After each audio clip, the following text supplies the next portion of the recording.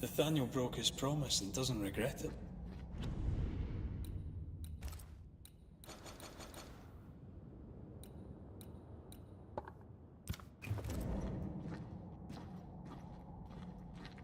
Skint, he betrayed Mrs. Ingersoll for a couple of Helen Priest's coins. We should go back to him.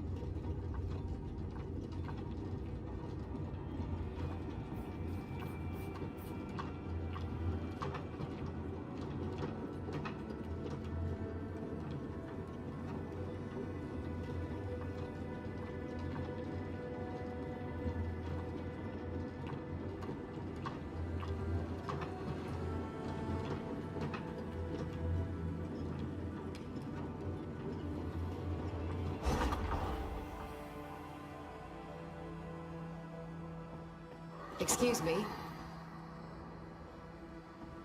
Mrs. Ingersoll. That you?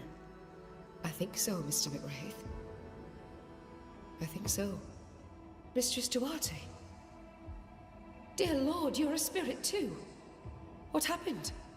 I was going to ask you the very same question. What are you doing here? You came to my stall. Then you've met Nathaniel. Would you give him a message from me? Tell him he must stay. He made a promise. He must honor it.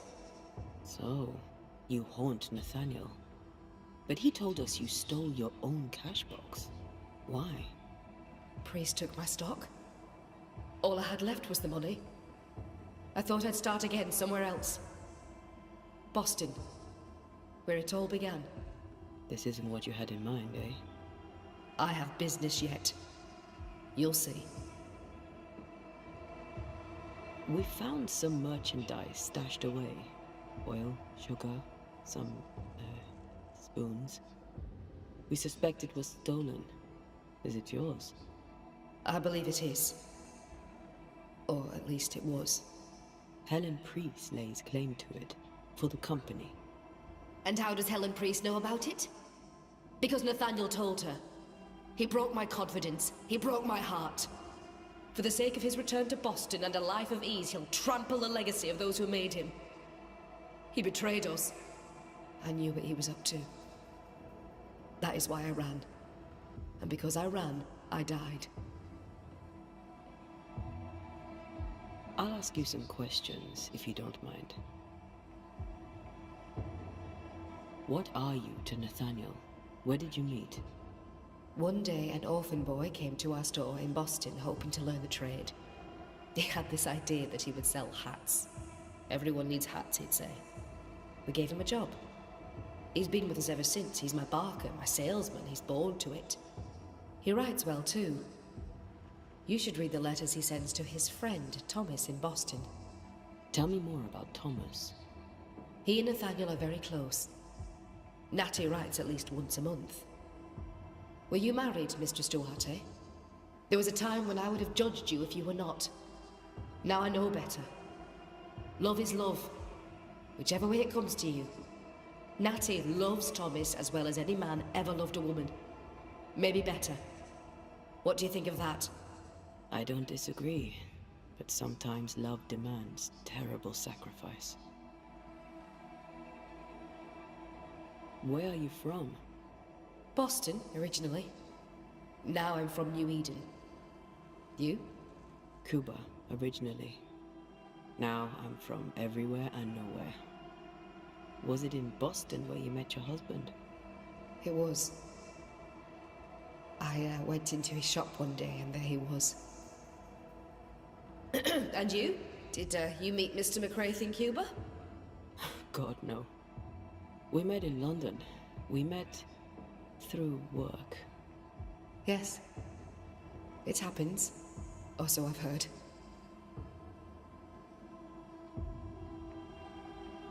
We'll be off then. We'll be in touch. Then I'll await your return. Or not.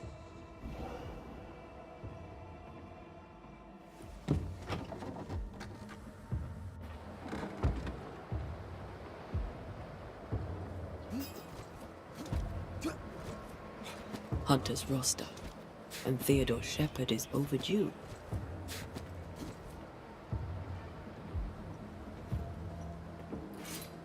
May we talk, Mr. Sather? I'd like nothing more. How can I be of service? We must talk about the widow's accounts. They're meagre enough. You surprise me, sir. And by that I mean you do not surprise me in the least. If the coffer was full, I'd be halfway to Boston by now. Is that why you're selling your stock cheap? Everything must go, sir. Or I'll not carry this junk back to Boston and the coin will pay my way. Bathsheba kept the money she owes you, and now you're stuck here. Boston no more than a memory. That's it, exactly. Now you understand the urgency. I've bad news for you. I found Bathsheba's body. The wolves got her. Oh no. Poor widow Ingersoll. I so dearly wish she'd made it safely to Boston. Did you find the cash box? I found something else. The note. You told Priest exactly where to find the merchandise that Mrs. Ingersoll had hidden in the mines. Ah. Now, I have a number of excuses, but I get the feeling you won't be interested in any of them. Nor, to be honest, am I. I did the right thing. Followed Bathsheba to her hiding place, and then I told Mrs. Priest where to find it. The stock will keep people alive. Now is no time for commerce. You lied to your employer. Did she deserve it? Listen, Bathsheba no longer knew what she was doing. She lived in the past, while we live in the present, and the future comes charging towards us. She wallows in grief, to the detriment of her friends and neighbours. She wouldn't give up the goods, so I gave them up for her. All right. It's time. I hear you, Mr. Sather. But I'd like to hear Widow Ingersoll's thoughts on the matter too. Wouldn't you?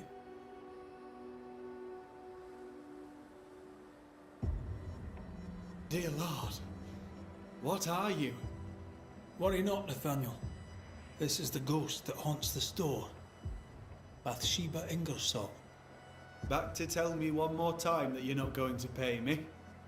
That money is my husband's legacy, and I shall decide what's to be done with it. Money is mine. I earned it. All those years, I stood by my promise, but you did not. You lied about the books. You cheated me. I, a cheat? You swore to my husband on his deathbed that the store would go on. You swore an oath to a dying man, and then you broke it. I swore to help you with your grief. To keep running the store while you mourned. But you did not mourn. Instead, you poured your heart into his business. You won't let it go. You won't let him go. I can give you no more time. I have a life to live. Your dead husband does not. You must let me go. By renouncing his business, you bury my husband a second time. Ingersoll's name will die because of you. It's time to end this.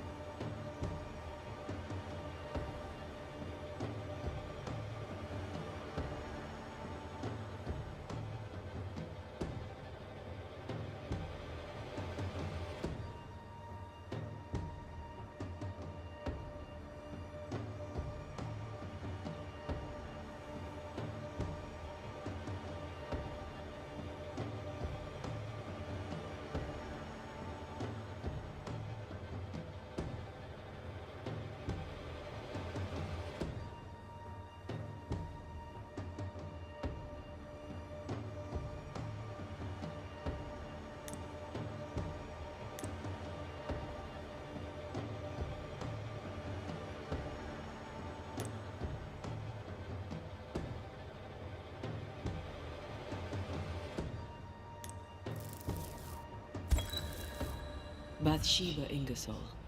By keeping his business going, you keep your husband alive. But it's time now for you to leave. I'll not go. Letting go seems so very difficult. But the dead cannot linger. You must journey on. But what awaits me at journey's end? Will my husband approve of the choices I've made? Have I done his business proud? Material questions concern you no longer. Your husband's legacy is now yours. Nathaniel has inherited it. Let it go. Yes. My accounts are settled. The books are balanced. I may go. Nathaniel, the business is yours. Take care of it. You have no more reason to stay.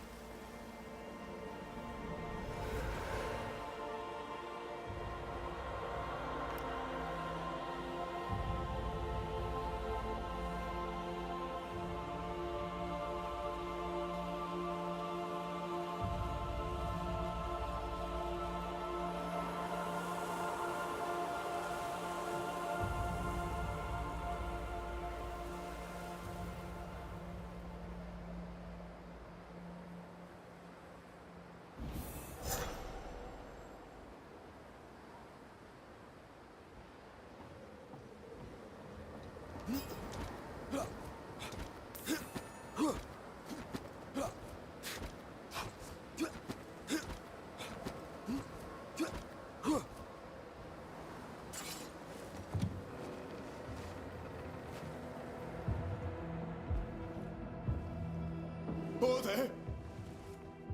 Who's that? Who enters? Oh, thank God.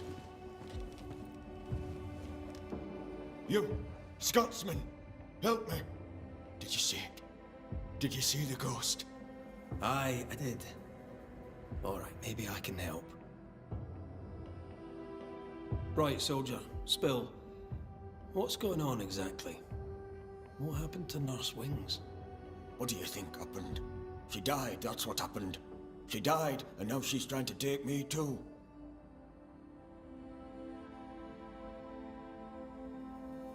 We heard screaming. Is that you? Did no one else answer? None here gives two shites for their fellows. Too busy looking out for their own asses. I could die screaming in here and none would care till me corpse began to stink. When did you last see Nurse Wings alive? Couldn't say. Time is tricky. She was here, then she left, then she came back as a ghost. Still holding her bastard in lancet. Why would she want you dead? She's a ghost. She ain't here for beer and biscuits. He's right in a way. She is killing him. Your cough is no better. Worse, if anything. Aye, it worsens. When she comes, I sicken. She's a better nurse living, I tell you that. Where does her ghost go, you think? She comes and goes through a locked door. After that, not a clue. Is there a key? Or another way in? Perhaps. This was the blockhouse upon a time. There was a passage out. Through the westernmost tower. I had a key. Search my things in the barracks if they haven't been plundered. Might still be there.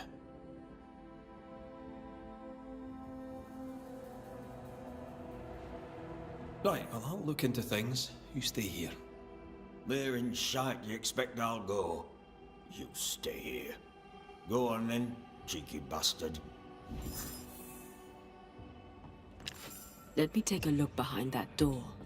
The place is heavily stained and something pulp. It's locked, all right.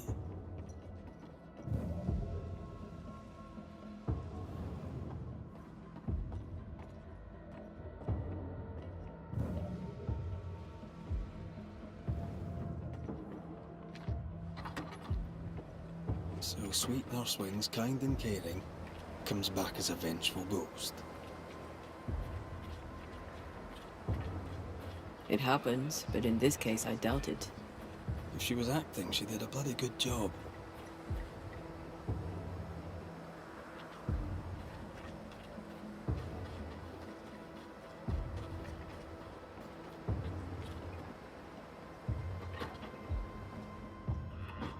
As I remember, Peabody's things are here.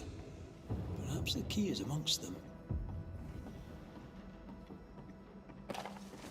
All right, we have what we came for.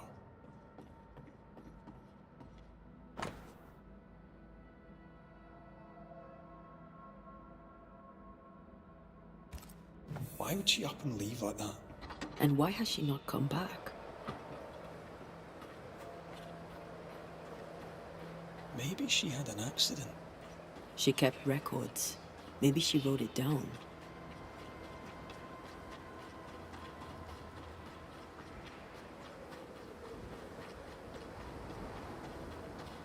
Here's our tower.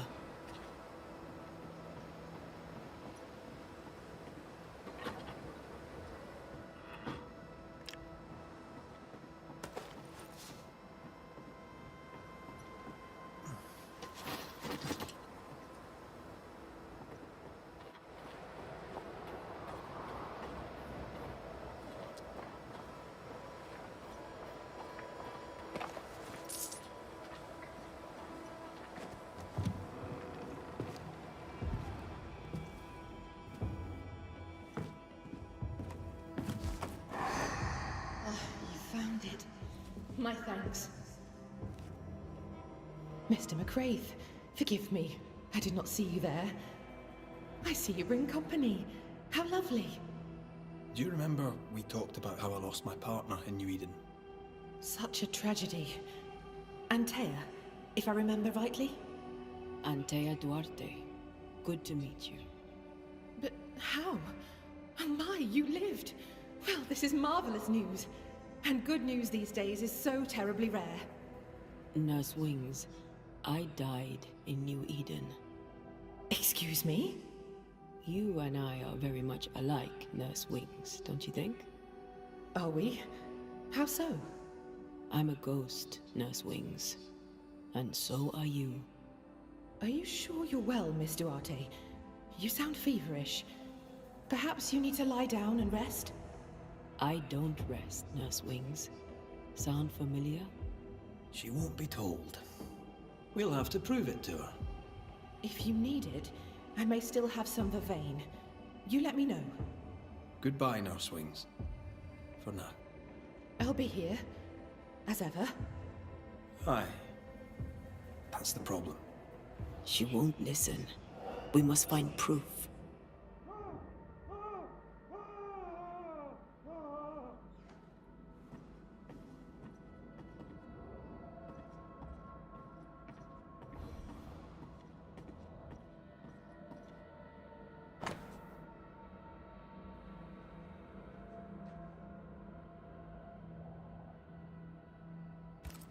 Our denial runs deep and Peabody sickens.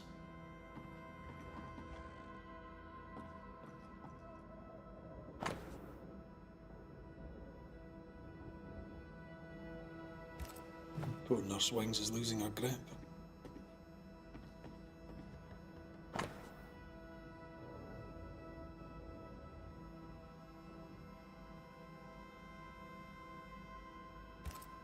She neither sleeps nor eats, but doesn't question it. She gets her sustenance elsewhere now. She writes of a cliff-top hideaway. A cozy wee pub, then. Right. Let's go for a walk. I sense a fragment of the past.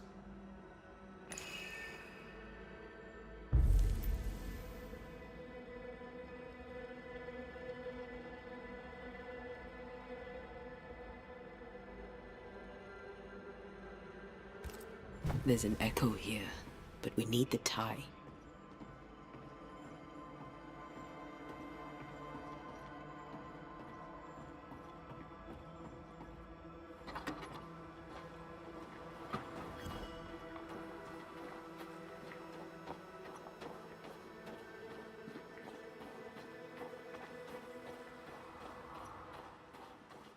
Anne's medics remind me of my mother's. The oils and ointments, infusions and concoctions. I bet she knew her business. She treated the men the slavers worked to death in the fields. Though she had little money, she was very famous. That's what saved her.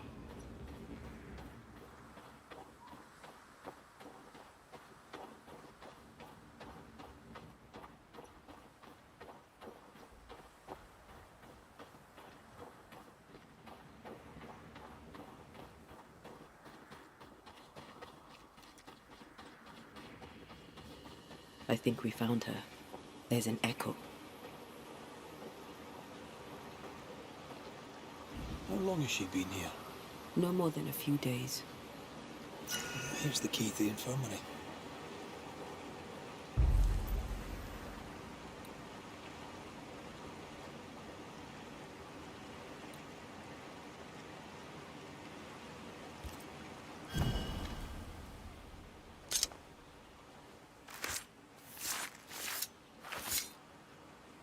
Himi seo mar húne níos.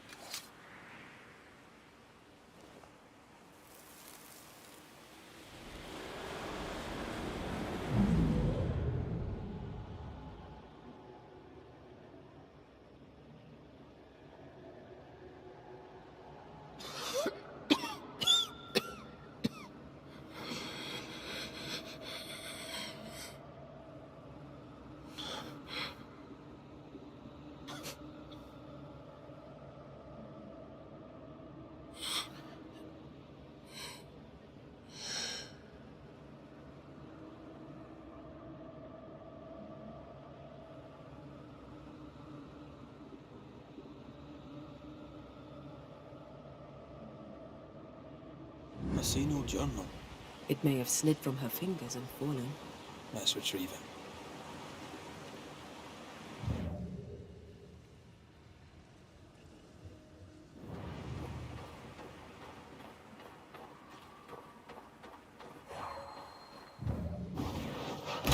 easy as pie. Ah, but you can't cook.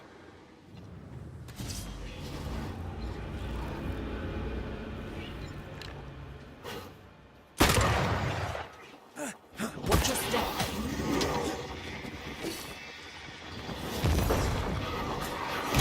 They never learn, do they?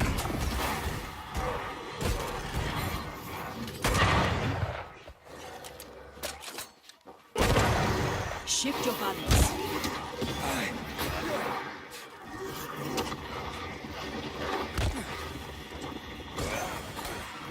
Once more, with vigor.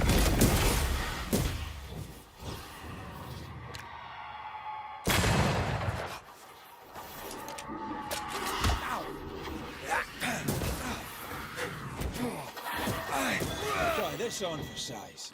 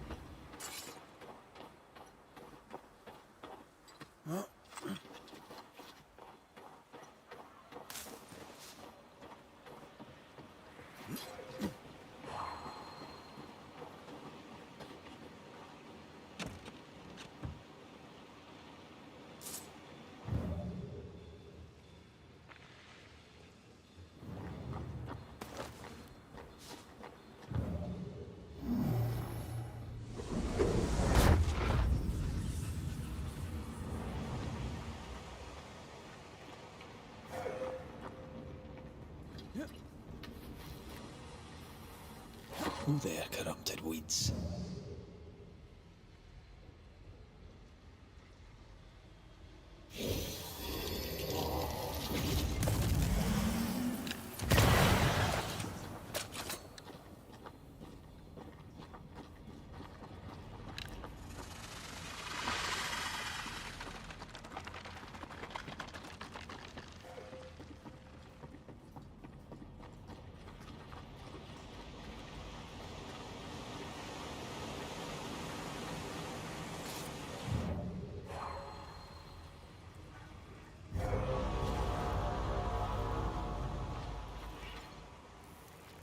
Reinforcements!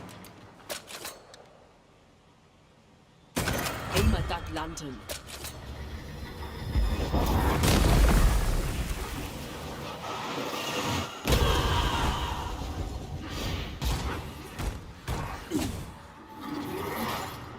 Incoming!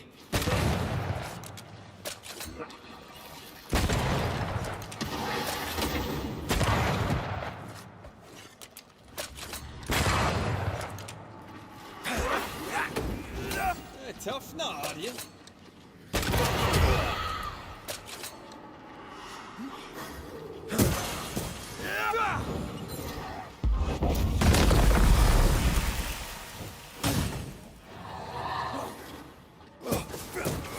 That one is shielded.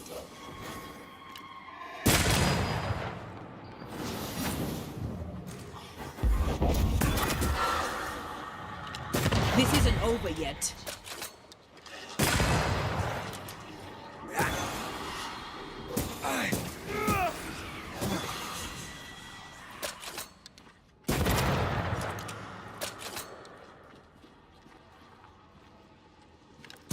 Ready and waiting.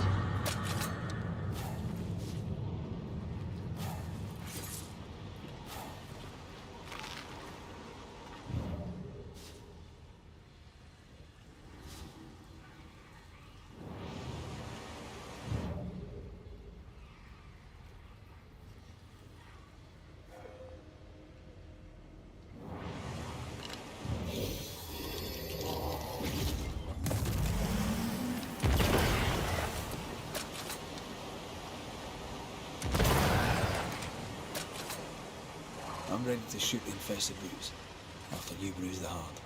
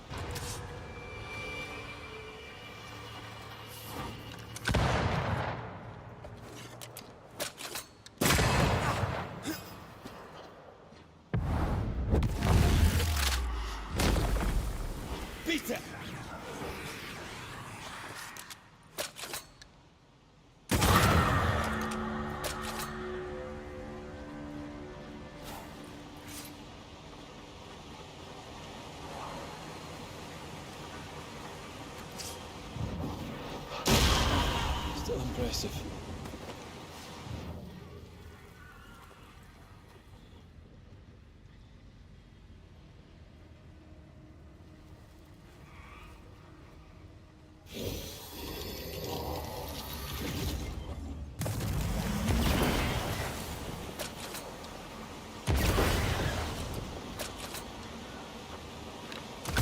Nice teamwork.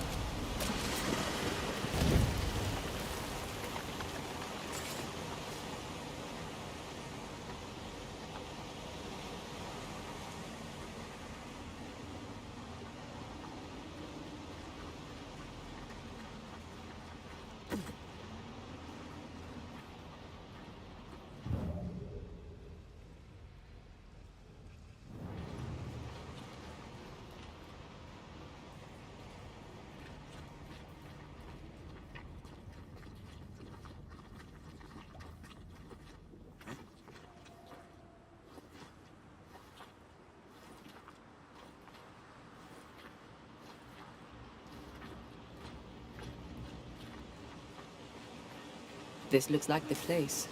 Let's find the journal.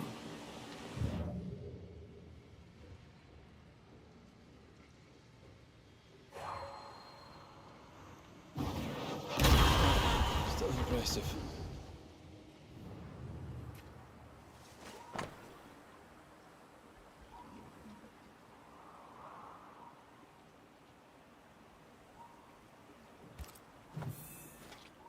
She knew something was wrong. Yet now that she has died, her ghost denies it. She was a healer. Perhaps dedication binds her. A dedication her patient scarcely deserves. We should go back to the infirmary. Anne will surely be there.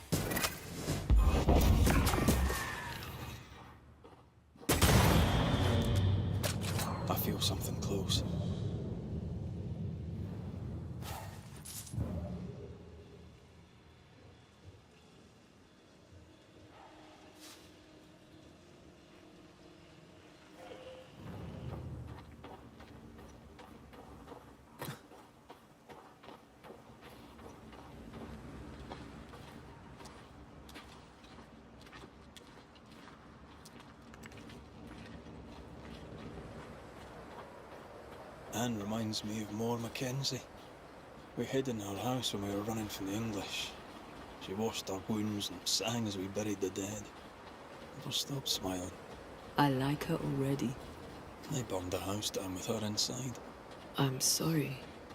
Maybe Moore still haunts the ruins, waiting for the next poor wounded soul.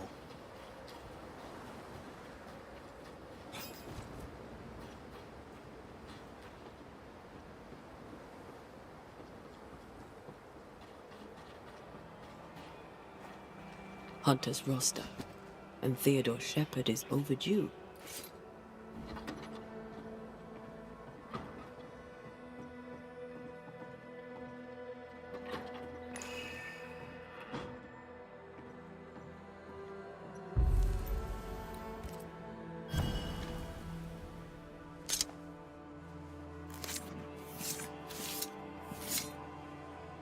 I raise for now the Veil of Shadows.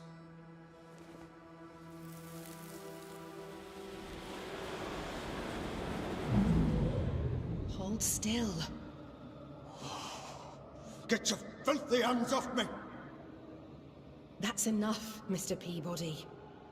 Ah. Huh? Get off me, you evil old frigate!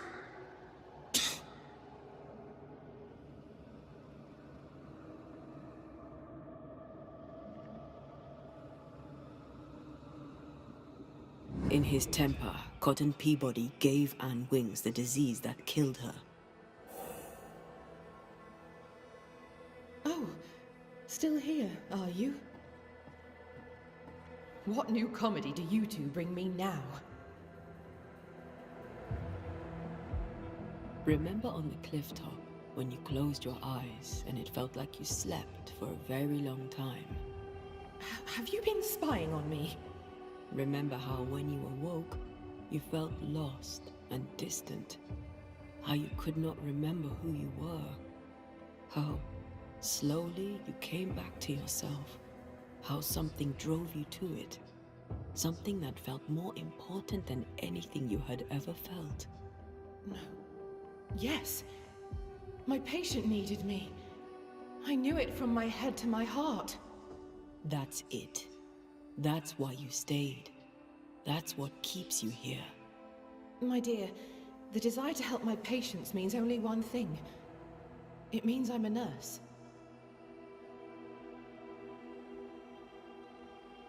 Cotton Peabody's health concerns you greatly, true? I'm a very good nurse.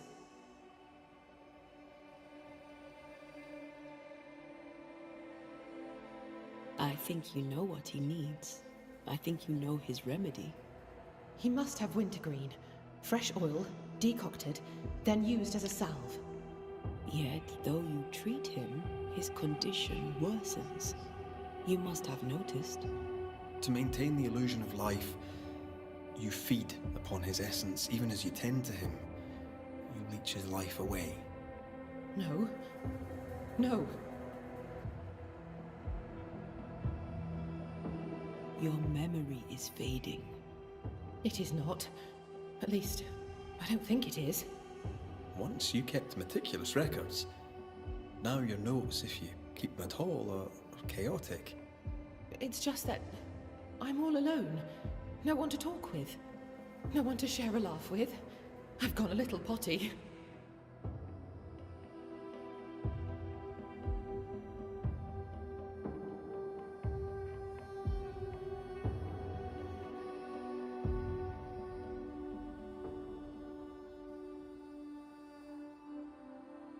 How long is it since last you slept? How long since last you ate? Well, I have been very busy. You're tired but cannot sleep. You're hungry but can't face eating. Time to face the truth. No, it's just... I'm tired. I forget things. I forget to stop working. Nurse Wings. Anne. You're dead. Just like Antea. You've convinced yourself you're still alive, but you are not. But if Mr. Peabody withers by my presence, then why does your woman not wither you? I would, but I take my strength from other people. My God! I could never do that! Then the longer you stay to treat your patient, the quicker he will die. No. No!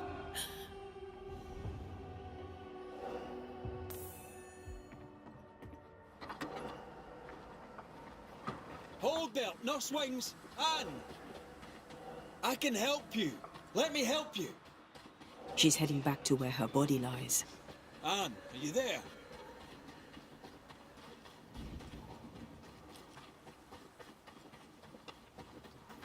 If I take another step, if I fall, I won't die. No, you won't die. All I wish was to save a soul. Just one soul at a time.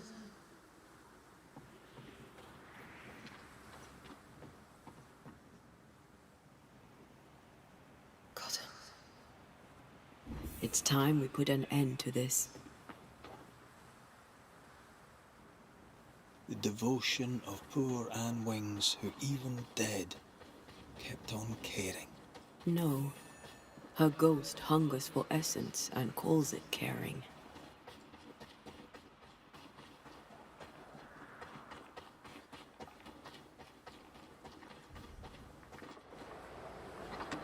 You must get well. It's all I want. By staying, I've been doing you harm. For that, I beg your forgiveness. Oh, Mr. McVeigh. Peabody, we must talk. This sounds ominous. Where lies the problem?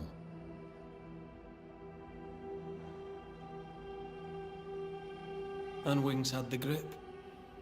She packed up and left so she'd not pass on the infection. Part of her must have known she'd not make it. I did not know. I could not have known. How could you indeed, with your head so far up your own behind? She had a cough. Just a cough. I couldn't have known it would kill her. Well, kill her it did.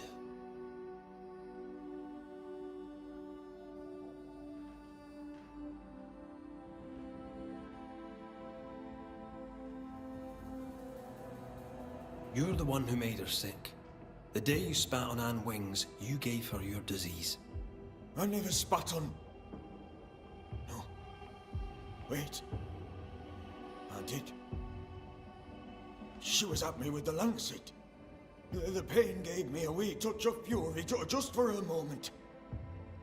I gulped without thinking.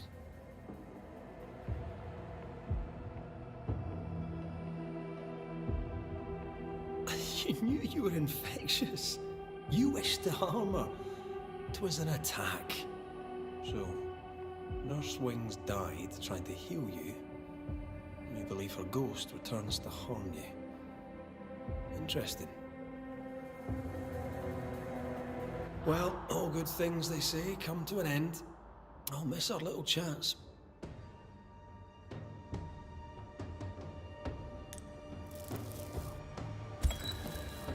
Cotton Peabody, your vulgar, disrespectful lack of manners provoked your nurse's death. And yet, even dead, she remains devoted to nursing you back to health. I'm not afraid of you, you rebel Scottish scumbucket. You'll not be the judge of me. Even dead, she tries to save you. But you, sir, spit on her grave. She's dead. Fix it, banish her. Clean up the mess and banish her. In any infection, there is, as they say, more than one way to draw the poison out.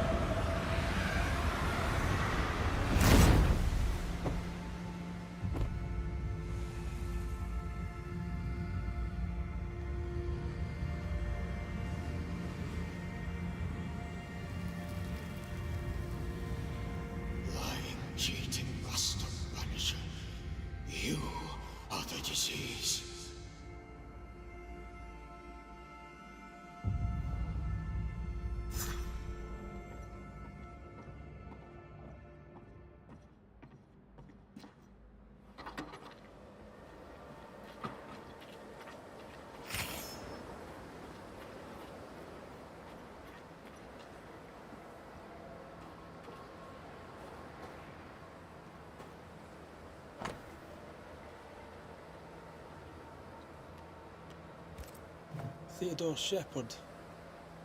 He's probably dead.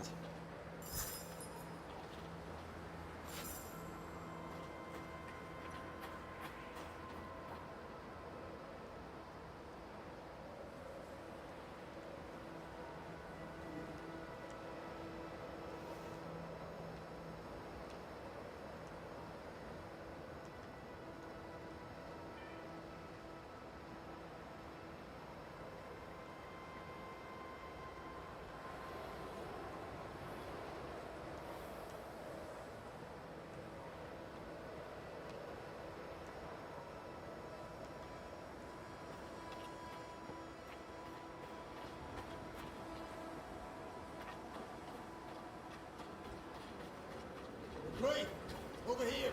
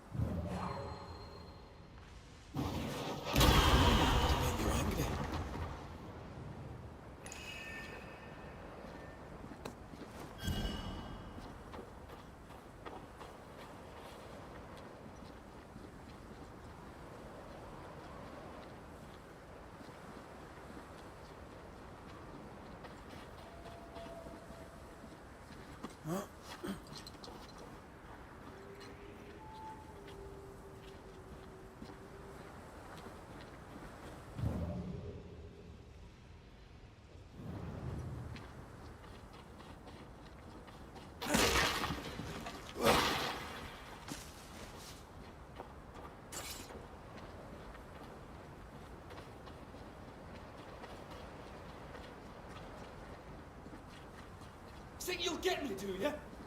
Try not to get shot.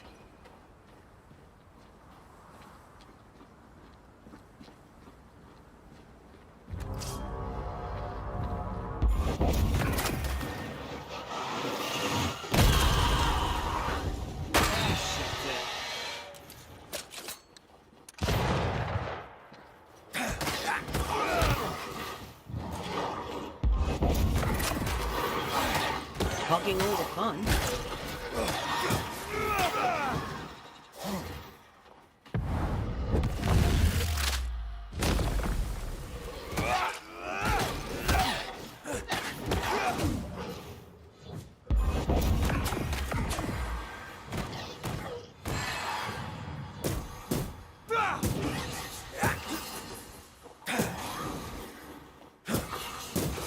Look to me.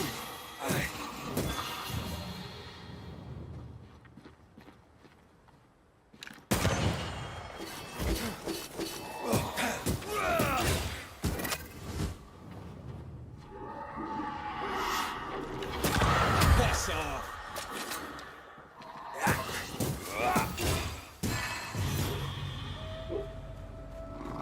Don't you piece of shit! I'm better than you! You hear me? Aye!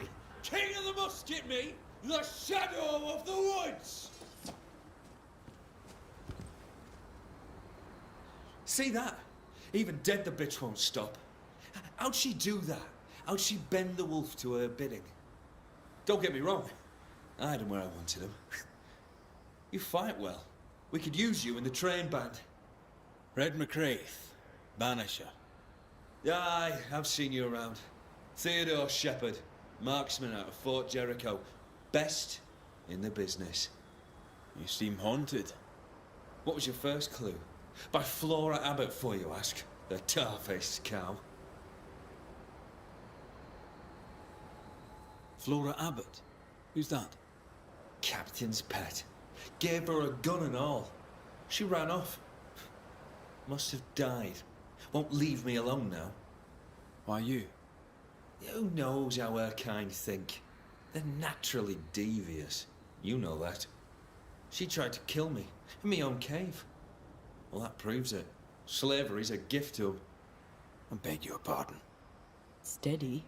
We have a ghost to take care of. We can rip this shitebag's throat out later.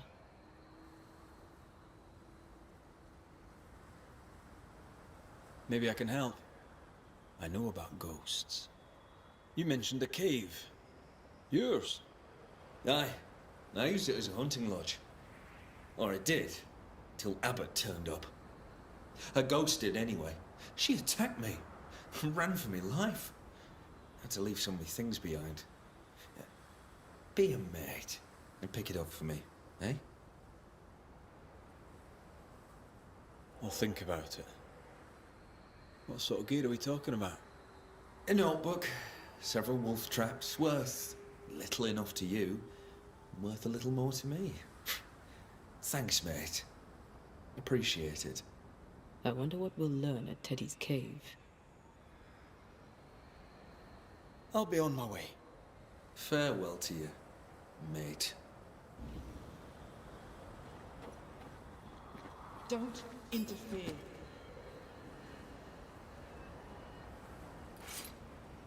A ghost was listening. Flora Abbott, I'd say. She left traces. You aim for the heart. You! I'll destroy the roofs. Leave him to me. Who's there? You should have left him to me. Flora Abbott. That you? You should have left him to me.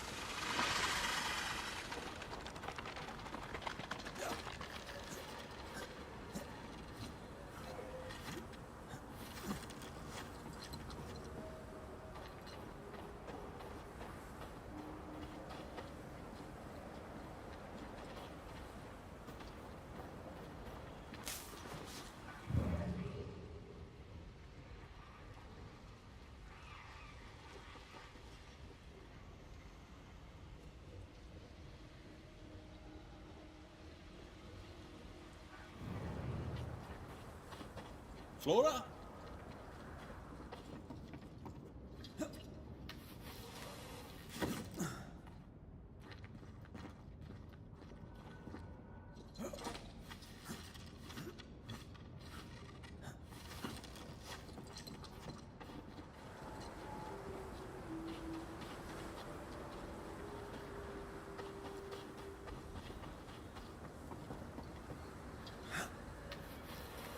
Once you've revealed the roots, I'll destroy them.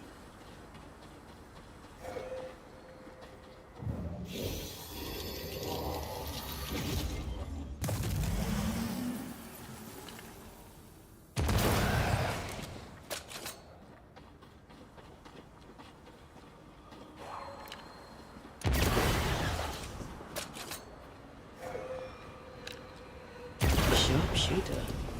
Years of practice.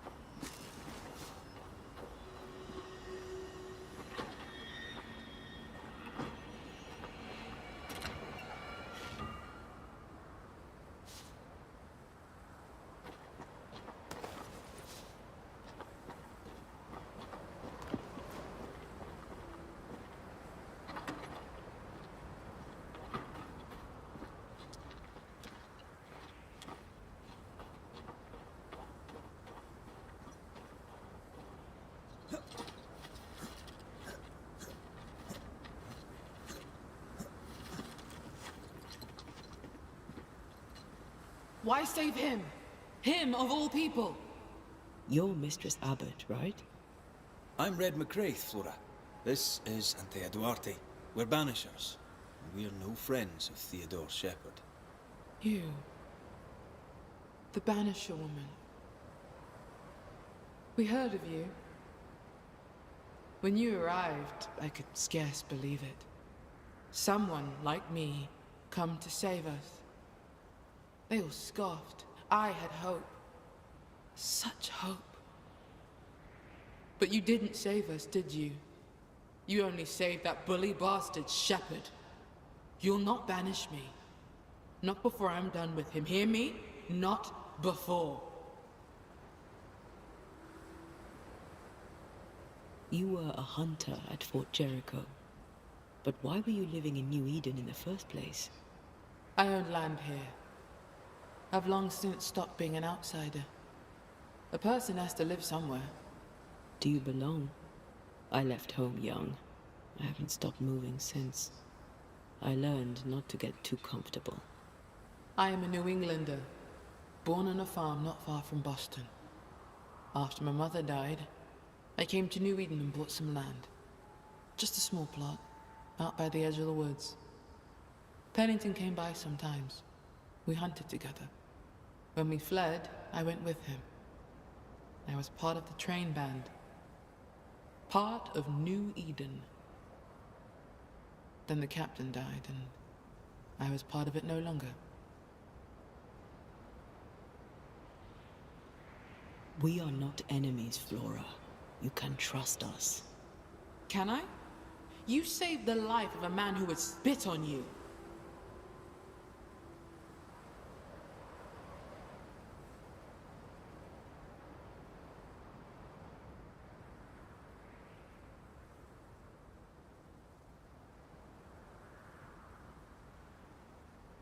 I died fighting the curse. I died to save you, all of you. I'm still fighting the curse. What good is that to me now? Curse or no curse, Shepherd was still here, snapping at my throat. Why are you after Shepherd? He made my life hell. I'll make his a quick death, for I am a better hunter than he. I'm better and he knew it. He could not stand it, nor that I had the captain's trust. I, with my brown skin. The weakest sex, the wrongest color, scapegoated when you fail. Hated when you succeed. Did he attack you physically? Spitting, cold shouldering, daily little words of spite, sometimes in my face, sometimes to others. That was his way. He liked me at a distance, so he shot me from a distance. At the old watchtower east of here. Shepherd stalked me one last time before he shot and killed me. I'm sorry.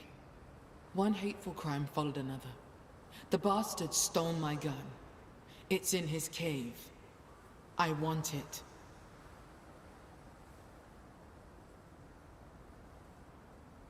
Why? You can't use it. He can't have it. It's mine. Bring it back. Problem? No. No problem. Until there is a problem, of course. We'll leave you now, Flora. I trust you. I hope I'm not wrong.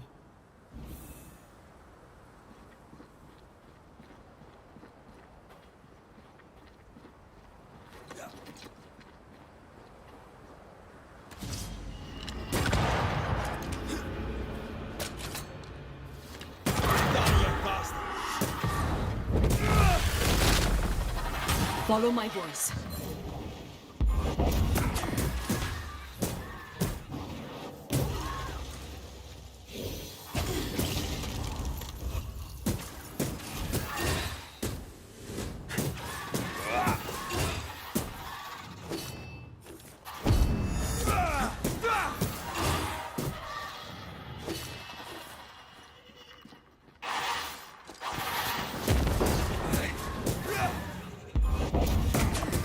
Going again, huh?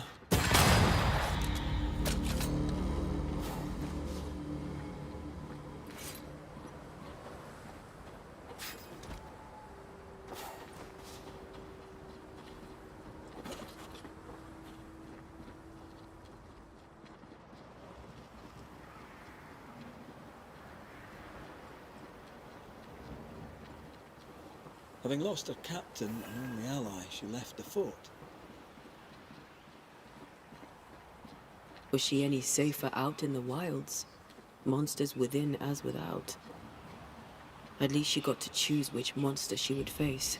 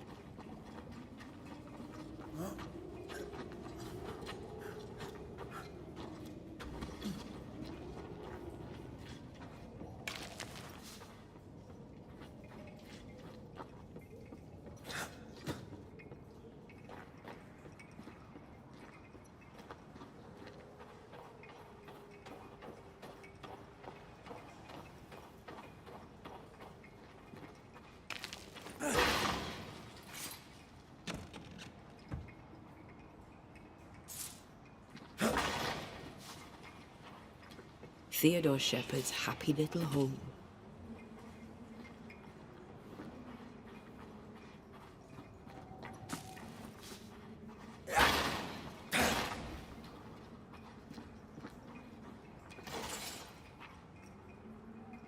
Flora's rifle, I'll wager.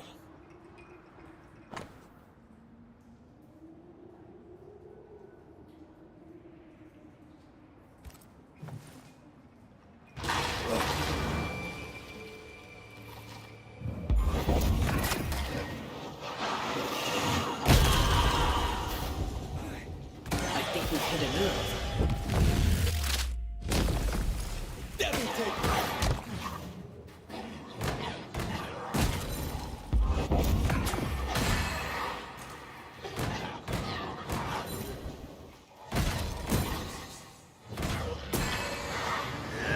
One less to worry about.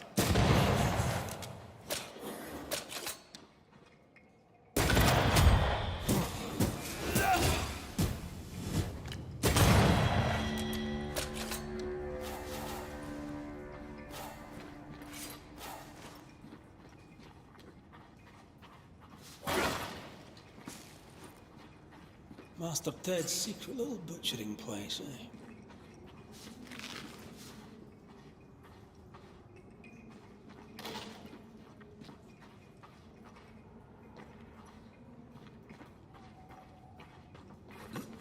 Oh, shelter with a damp and itchy straw bed. Just how I like it.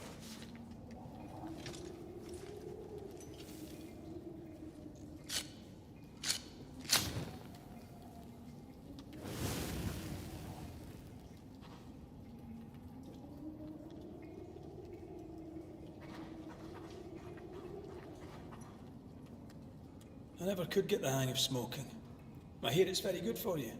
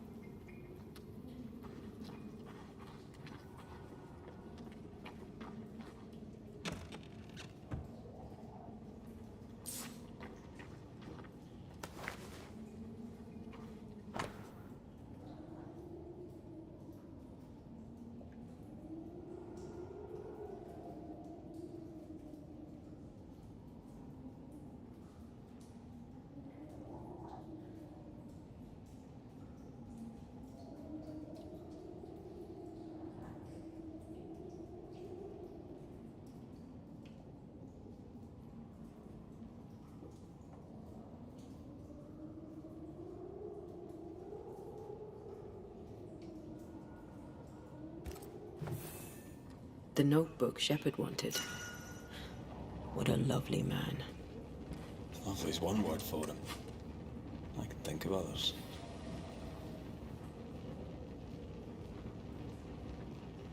Shepard is pitiful, angry, and obnoxious. And he's a bad loser. Harsh but accurate.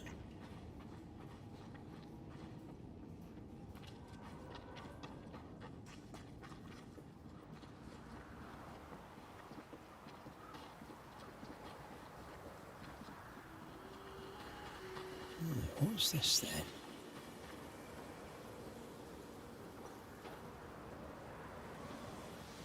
Zora's blood, perhaps.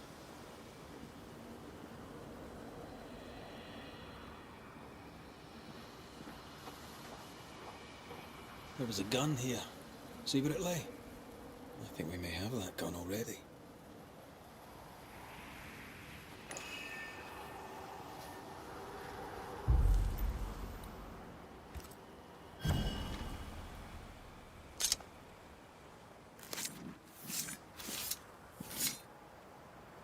En Shaw en draste Toki min koerster.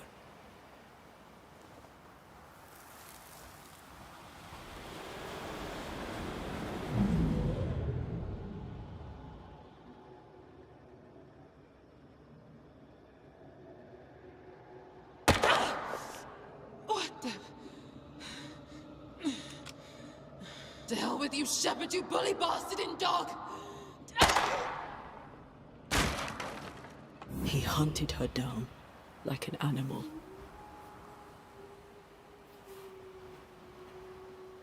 That was hard to watch. Are you alright? A dirty little killing. So pathetic. So familiar. She ran from him.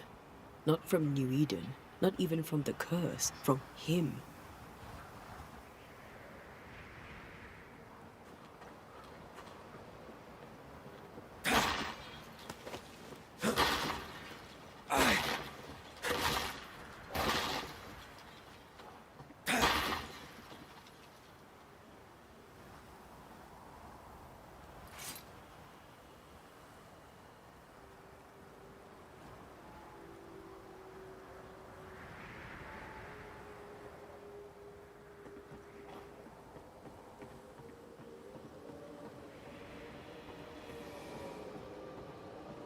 Broken lock.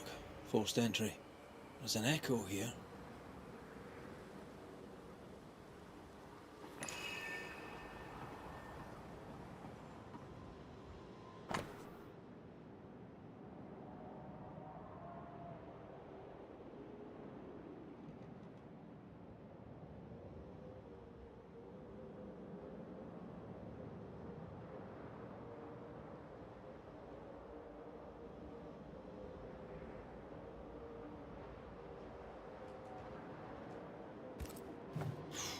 She was a hell of a hunter.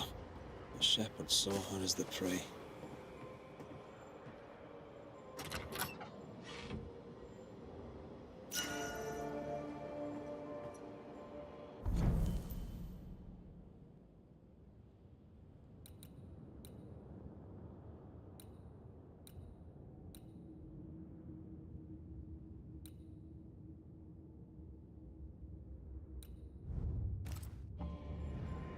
This looks moth-eaten. No one slept here for a long time. The tower had to be abandoned years before the curse.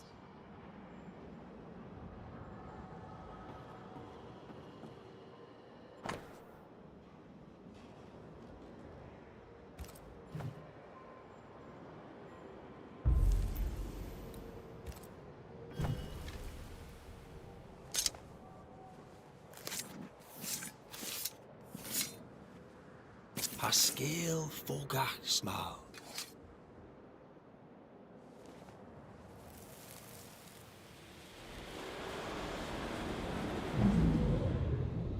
What are you doing in my house?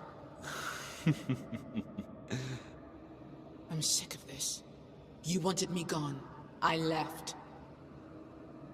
I won't fight you. Some reading for you, if read you can.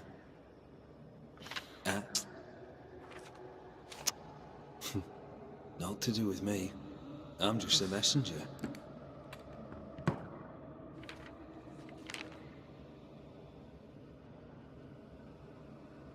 She lowered her gun. Why?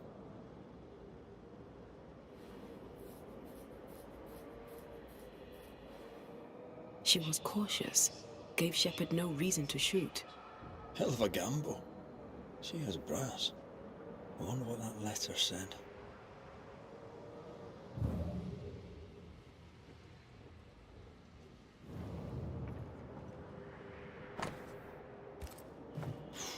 She was a hell of a hunter. The Shepard saw her as the prey.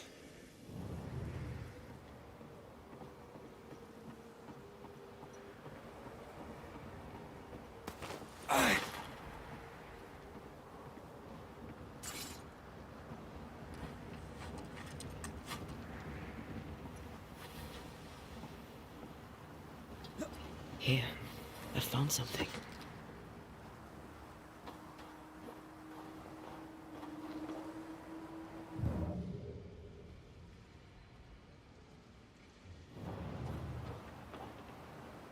Flora's blood, perhaps.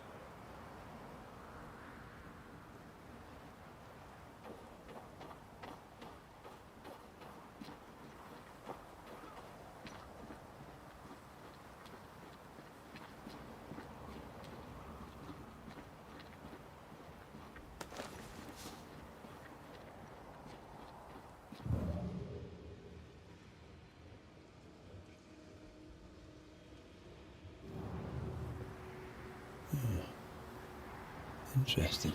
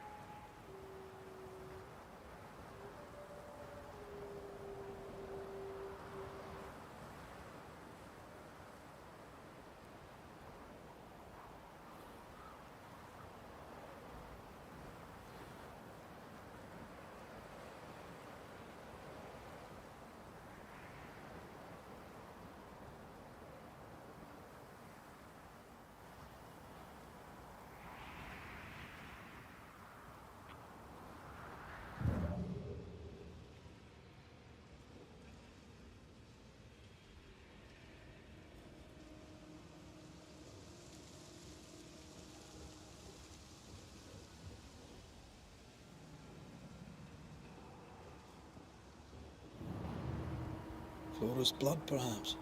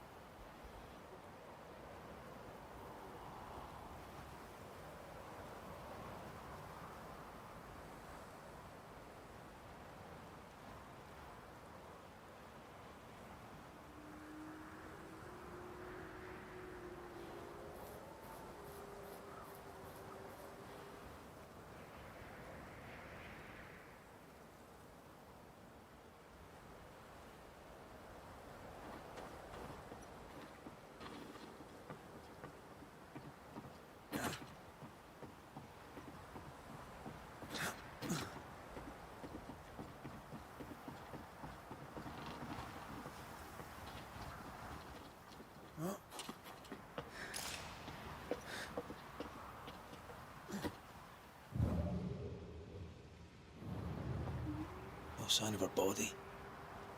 Maybe someone pushed it in the river. Could be miles downstream by now.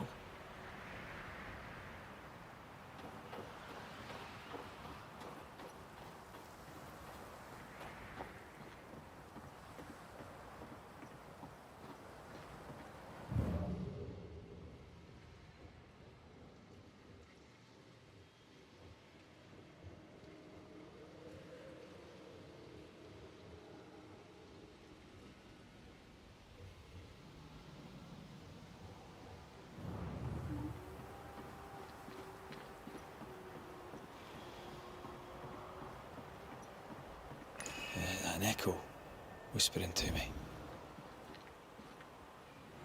The hell? This gunpowder is wet. Abbot, you lazy heathen drab. 'Twas the snow. You yap like a scared dog, Shepherd. No bite. The captain won't always be there to protect your ass. I'll get you. Then you'd better not miss, little doggy. 'Cause I'm faster than you. Things got out of hand fast.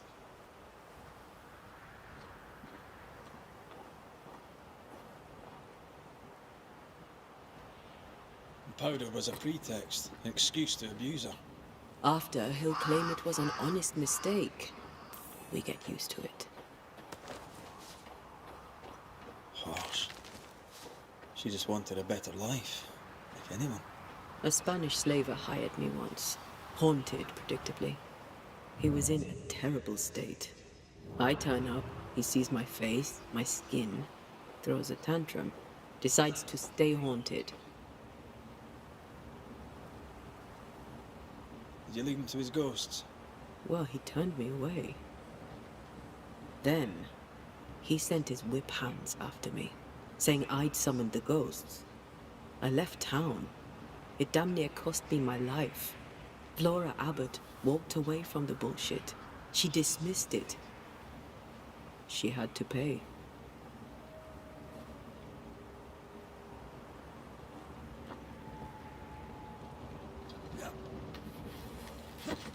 I see something hanging on the tree.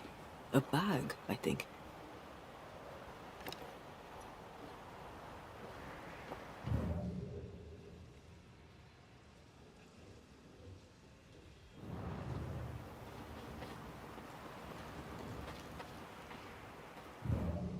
Damn this fog.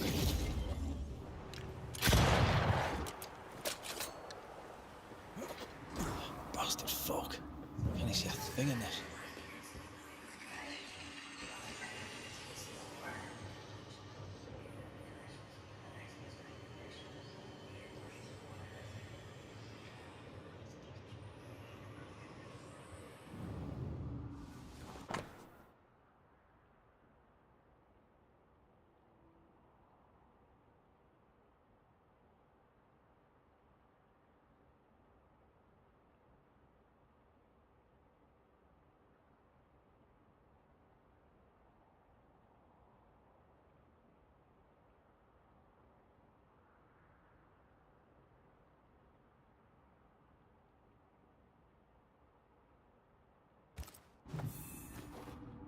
Shepard won't have liked that. He failed to turn Helen Priest against Flora. Now he won't have liked that. At least Helen Priest tried to make amends and asked her back.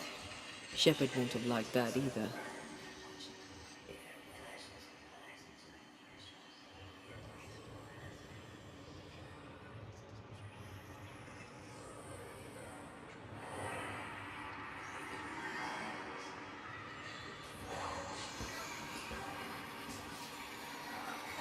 Blind in this stuff. Do you mind? Of course not.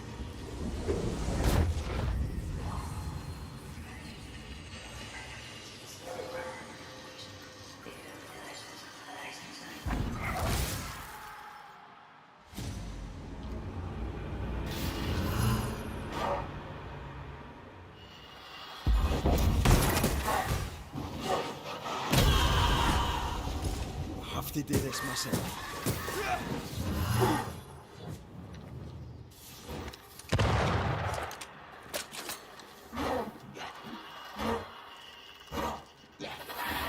Snap out of it!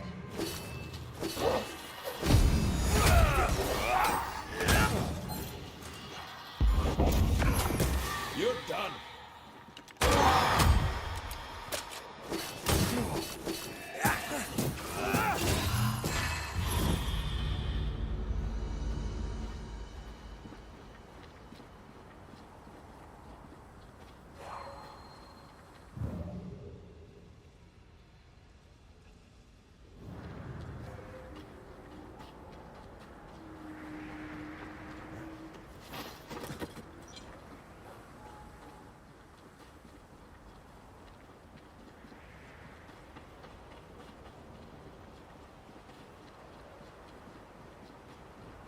I'm sure the treasure is nearby.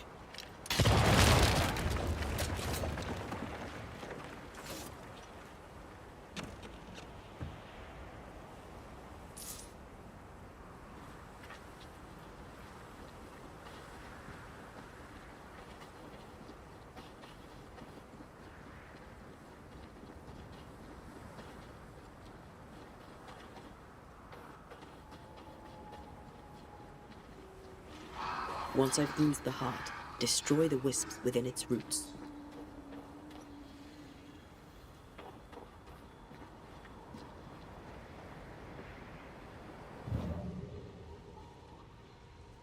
I love doing that.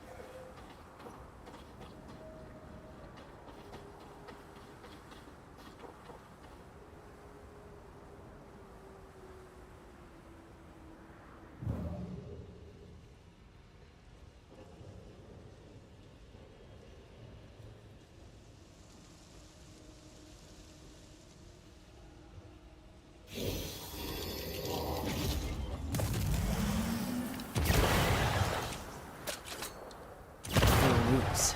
Just how I like it.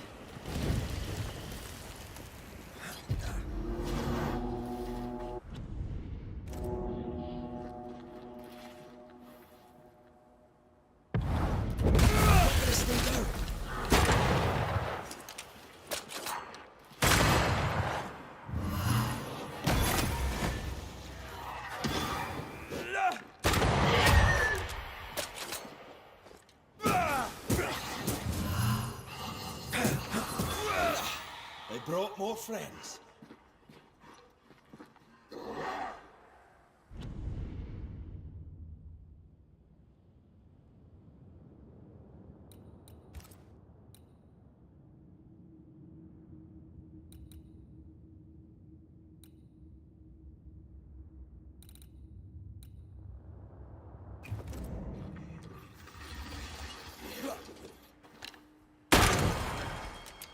That corpse is taken in.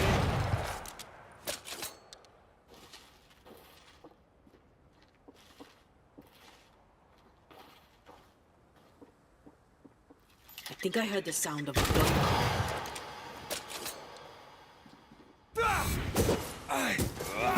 Ask for help if you need it.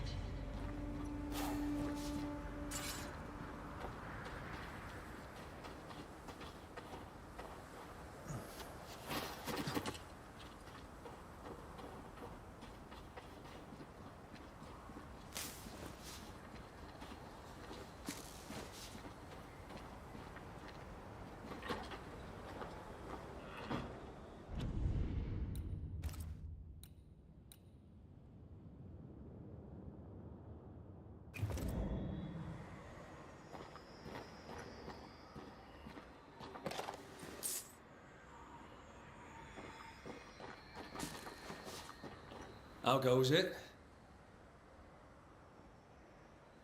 I've brought your notebook. Your traps too. Good.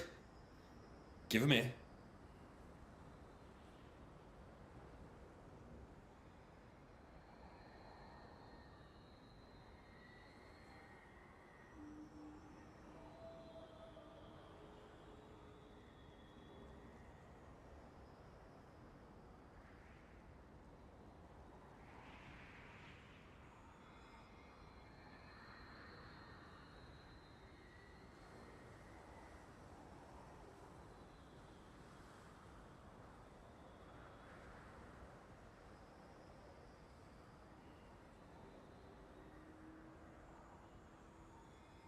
No, I'm keeping them. What the hell you say? It's a joke. I've also brought news. Flora Abbott is dead. Now that is a joke. Look, mate, I don't care about Flora Abbott. You should. Her ghost is haunting you. Want to know why? I know why. She hated me. I trocked with none of her strutting and wouldn't be twisted like that fool Pennington.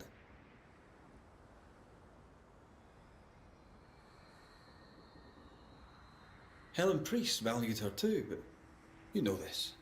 She wanted Flora back. That upset you.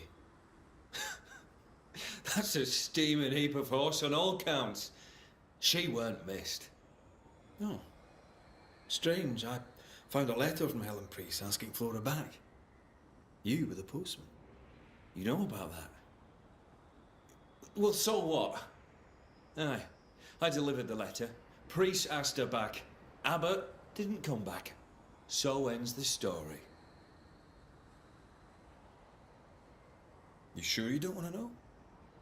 You're not the tiniest bit curious. Want to know how she died? Not really. Animal attack, maybe. You know what? She was indeed attacked by an animal. Strange, though. She knew the wild well. Was a fine shot.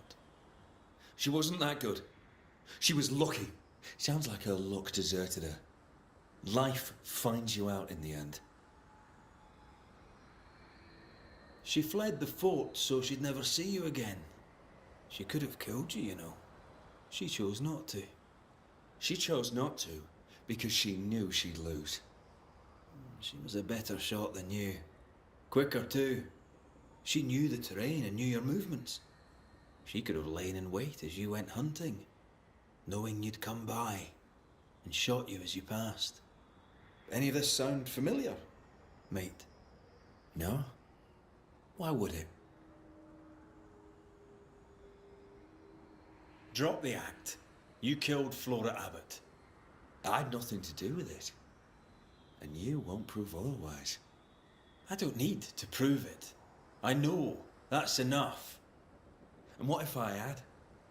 I kill animals for a living. And there ain't nothing you can do about it, mate. I'm a living, breathing Englishman. What'll you do? Banish me?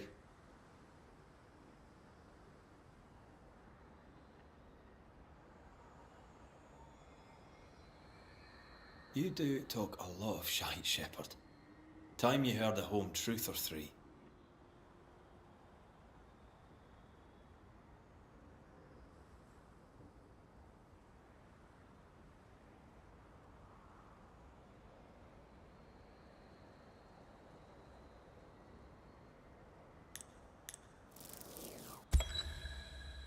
Theodore Shepherd, you're haunted by the ghost of your victim. Let's face it, bully boy, you're a terrible human being. What would a Scotsman know about being human? You're making this very easy for me, Shepherd. This haunting is about to end. Banishers do protect the living from the dead, that's true. But sometimes we end it by blaming the living. Congratulations. I've never met a man who deserves blaming more than you. Wait. No. Hold there. I'm sorry. I apologize to the stupid bitch. I'm a good man. I made a mistake. I made some mistakes. Aye, you did. Allow me to introduce you to the consequences.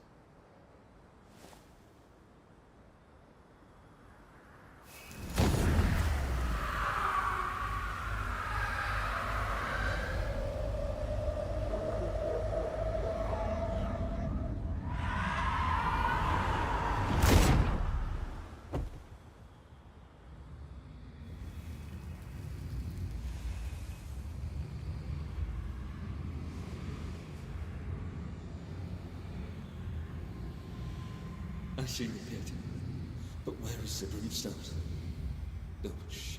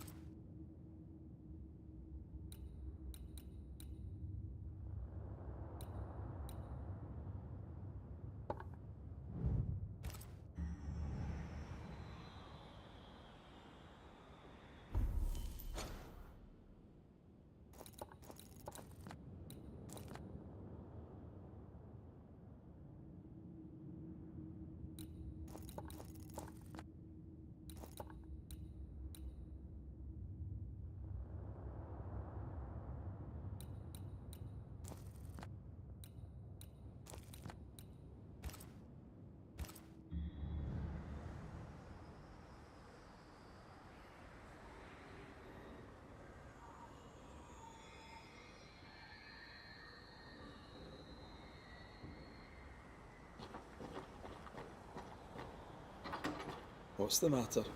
Revenant wolves. They keep coming back. We should find the source and put an end to this.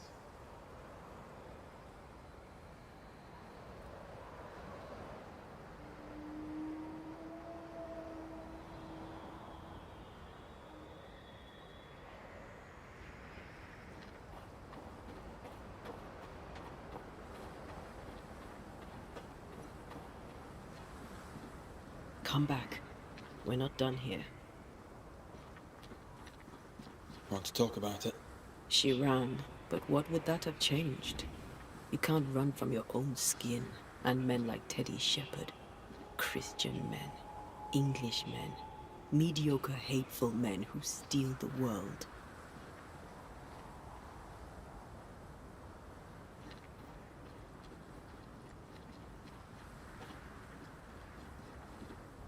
We better stick around.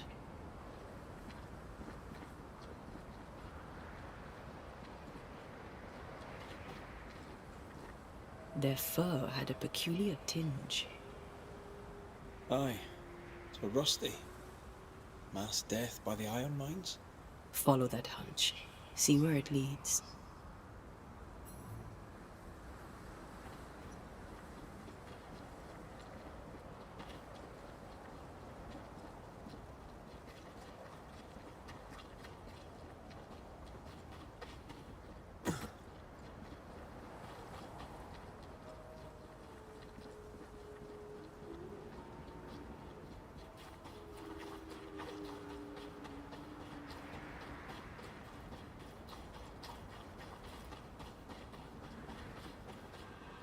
you have regrets?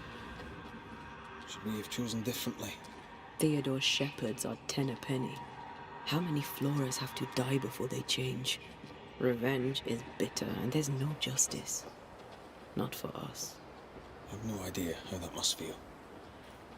I'm sorry. I know you are. Come on, let's kill some wolves.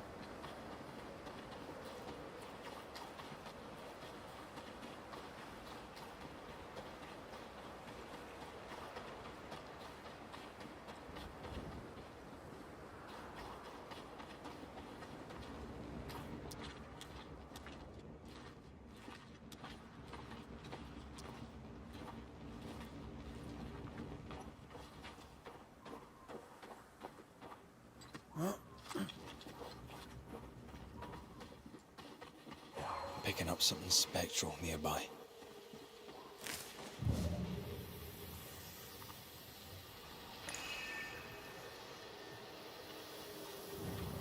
There's an angry spectre somewhere nearby. Better summon it.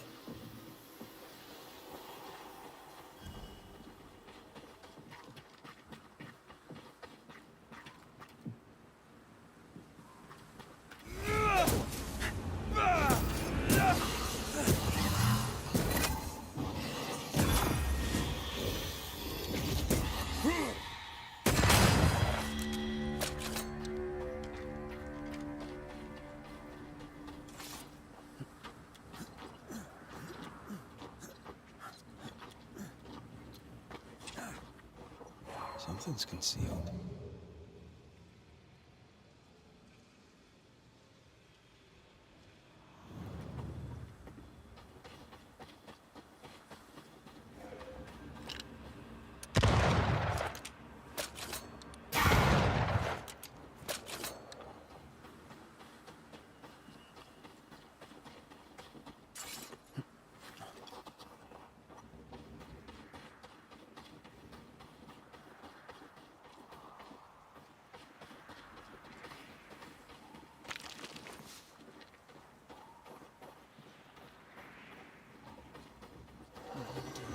Foul.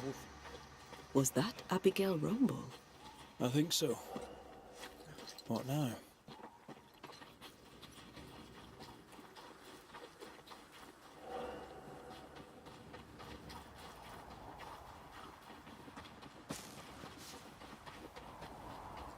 Sinner.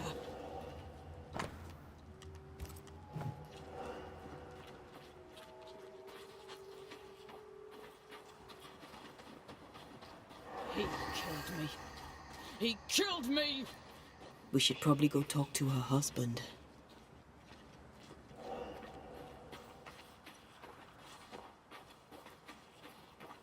If we say we have no sin, we deceive ourselves, and the truth is not in us.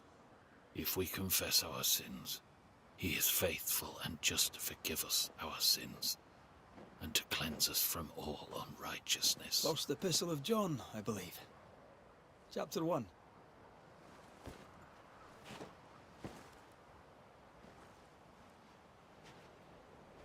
Verses 8 and 9. You know your Bible. Some. Red McWraith, Banisher. We can talk scripture if you like. John Rumble. Not really in the mood to talk, sir. Is your wife around? I haven't seen her. Abigail is dead. Ah. I'm sorry. Truly. Thank you. Let's leave it there. And whatever you heard, it's not true.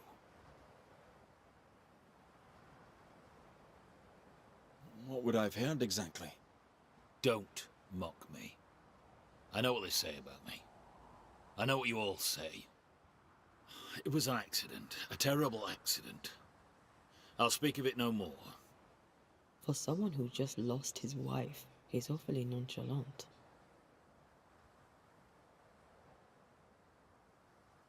An accident? How did she die? She fell. She went to the cliff top and slipped and did not survive the fall. Now, leave me be. He's shutting down. We need a lever to prise him open.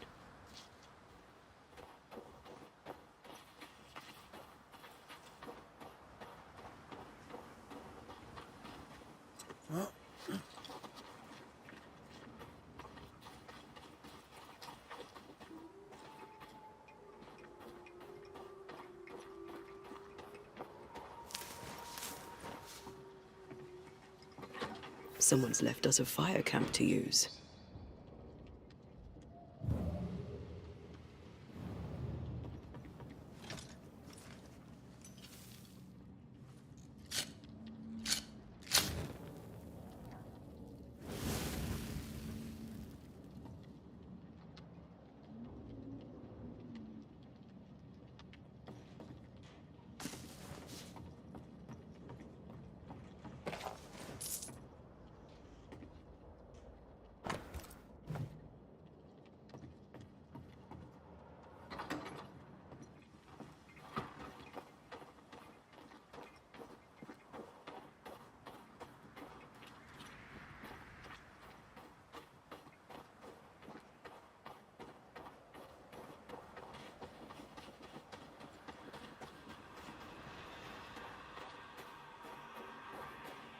There is some blood.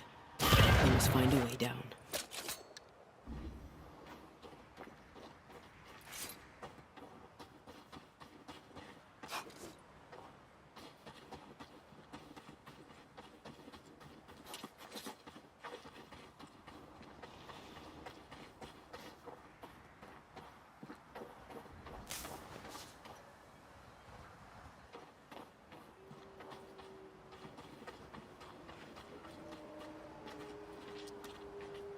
Bly Estate.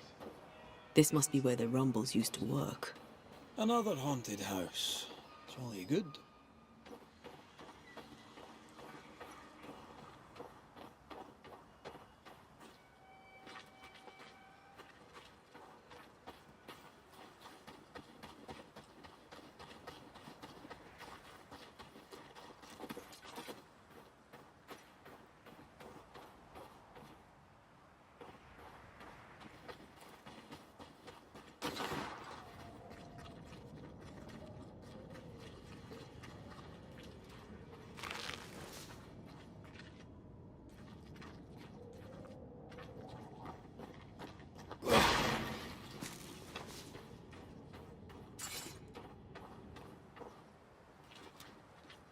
This will be the cliff John mentioned.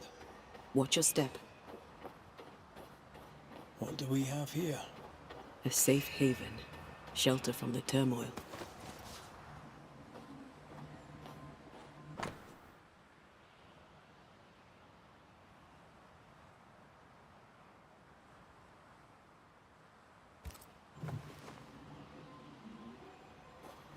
Looks like she fell from here. We should go down, inspect the place. My heart sinks when I look at him, and I can't help but wonder, do I still love him? I'm burdened and ashamed and guilty because I don't love him. And yet I do.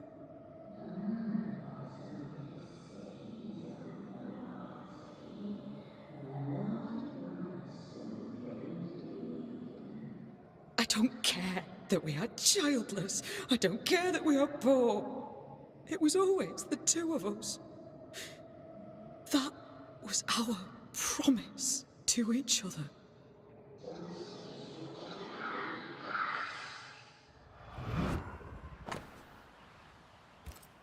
Abigail wasn't alone. Who was with her? I wonder what they were saying. Perhaps we'll find answers at the bottom of the cliff. I think a way to pass could be near.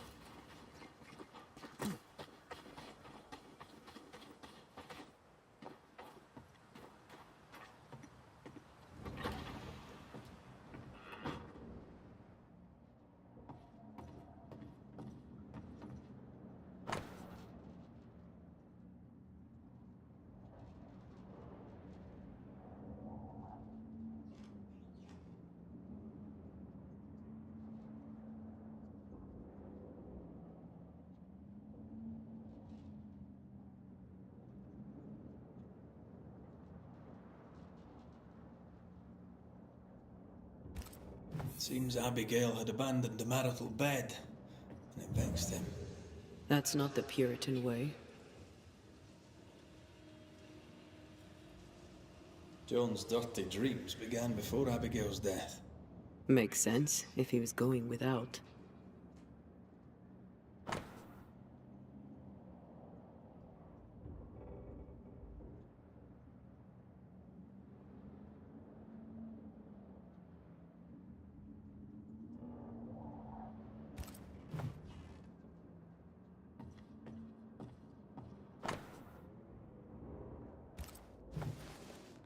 An old key.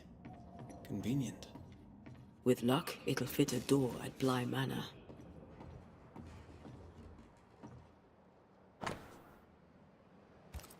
Do not deprive one another. A letter speaking of unspeakable dreams. Scriptures about marital relations. I think we have a lead.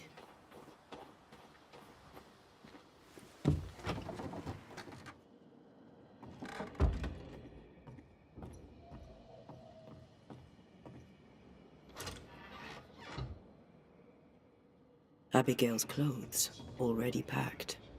Everyone grieves differently. I know.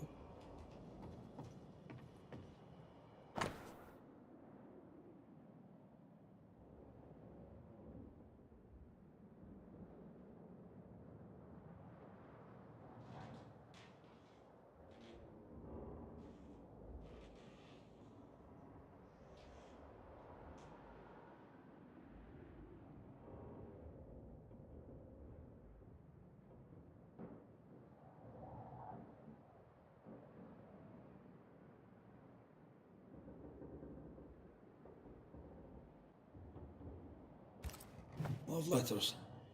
Full of youth and hope.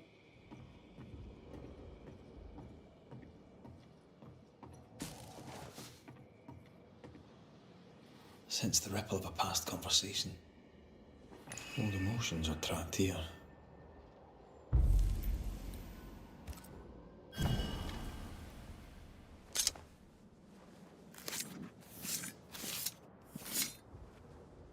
Through a single point passes an infinity of paths.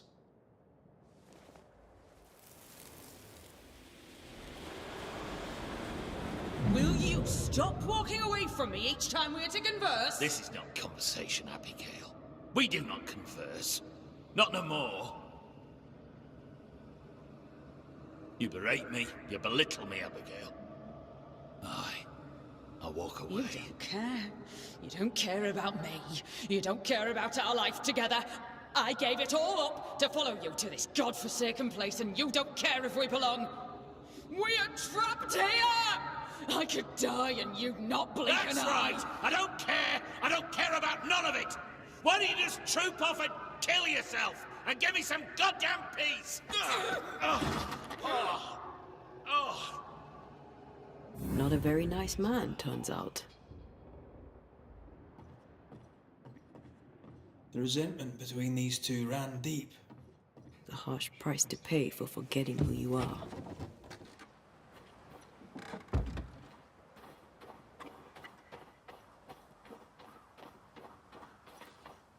We should talk to John about his lovely marriage.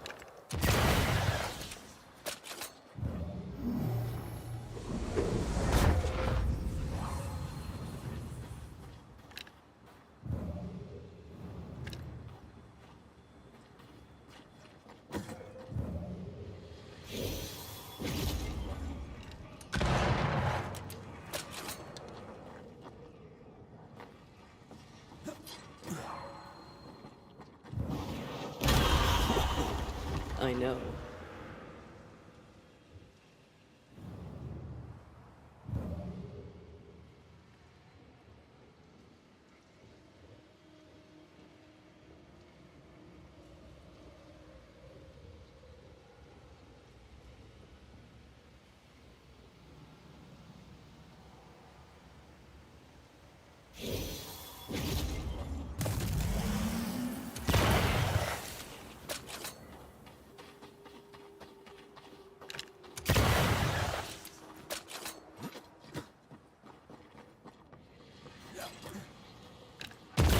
Teamwork.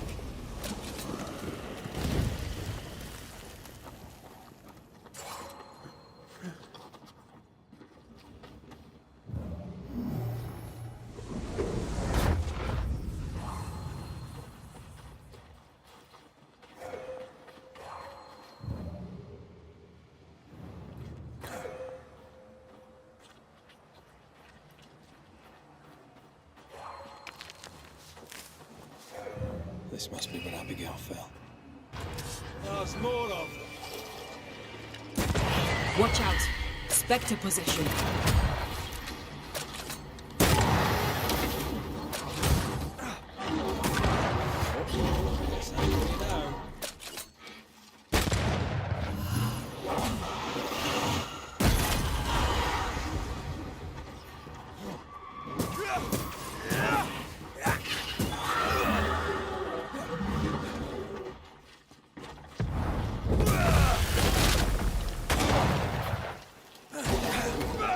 Teach them not to mess with a banisher.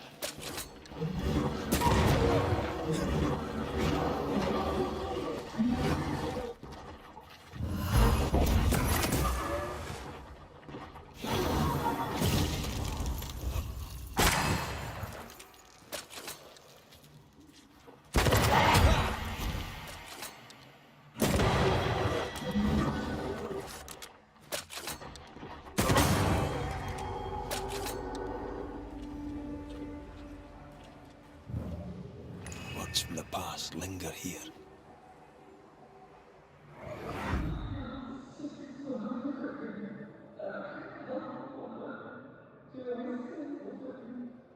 A man who offers only disdain is owed no loyalty. Remember what he promised when you came to New Eden.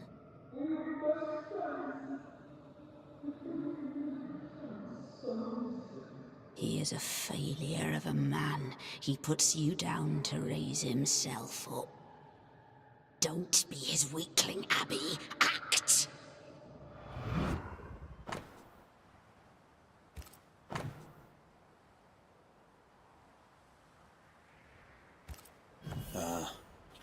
The other side of the conversation. Those mirrors feel like ghost ties, but I don't think they are. There's an inscription. Ethel Bly. There may be answers at Bly Manor. I wonder who Abigail was talking to. She sounded devious. Who benefits from belittling a servant? Lover? Jealous friend? Something worse?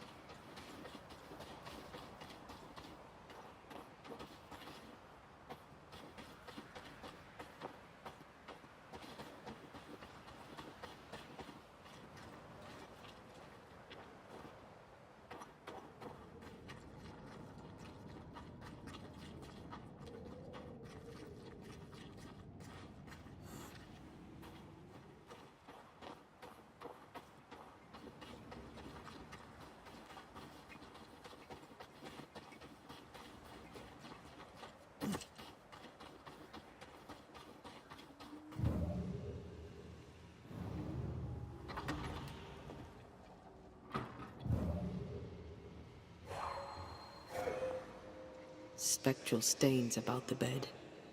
Hence John's unspeakable dreams.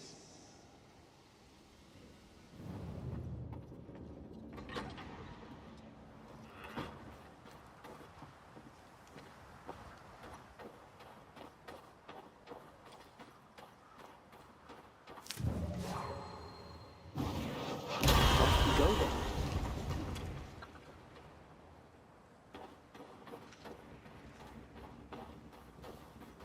What do you want?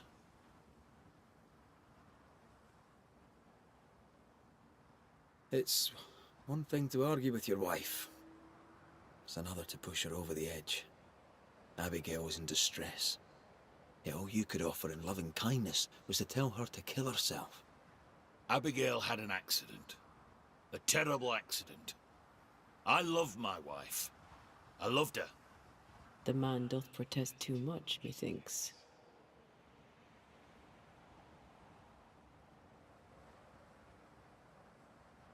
You argued with Abigail. Threats were made. Fair to say your marriage was troubled, yes? Not your business. That's fair to say. Step carefully. Keep him talking.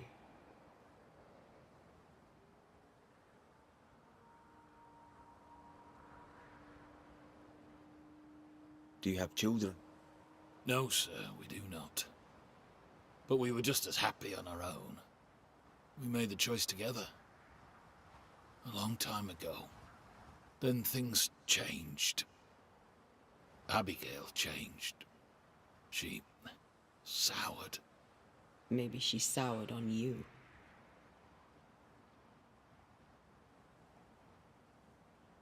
You met Abigail in Selby, I believe.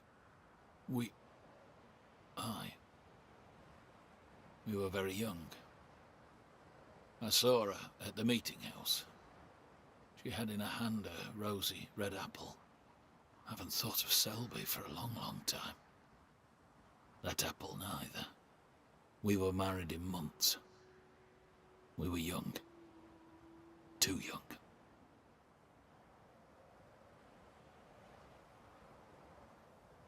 Was Abigail's faith important to her? It was. She was firm in her faith. She knew scripture better than I. We'd stay up at night discussing it. What changed?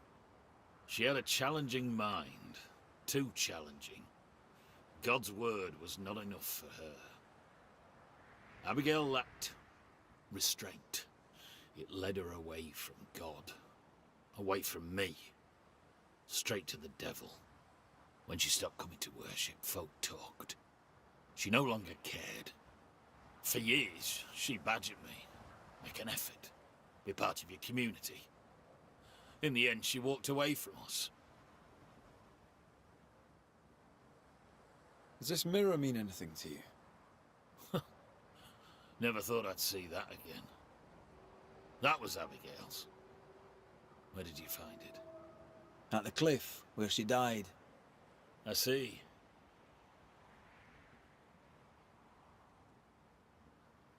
Think the mirror might be cursed? You mean touched by the devil? I mean bound to a malicious spirit of some sort. What greater malicious spirit is there than the devil himself? She was weak-minded. She let him in. He is the wellspring of all her troubles. He's torn between blaming the devil and blaming Abigail herself. The inscription on the mirror suggests it once belonged to your old employers. I don't know anything more. Abigail said she found the mirror in the woods. I'd no cause to doubt her. Swear it.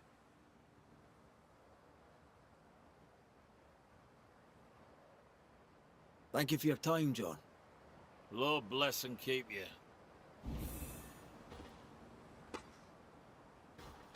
I find John's opinion of Abigail condescending. All he does is blame her, never questions his own behavior. He doesn't know how to grieve, so the pain becomes resentment. When love turns sour.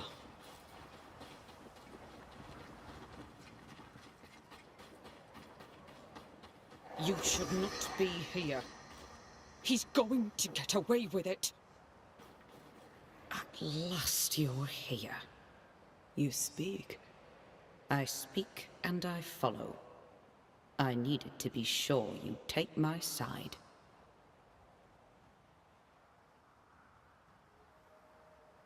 You don't seem surprised to see me. We all have ghosts. A banisher is no exception.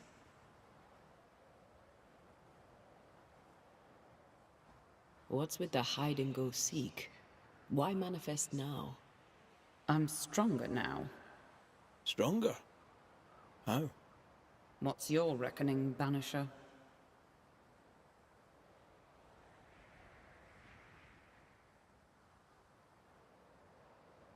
I reckon John's melancholy isn't just down to grief.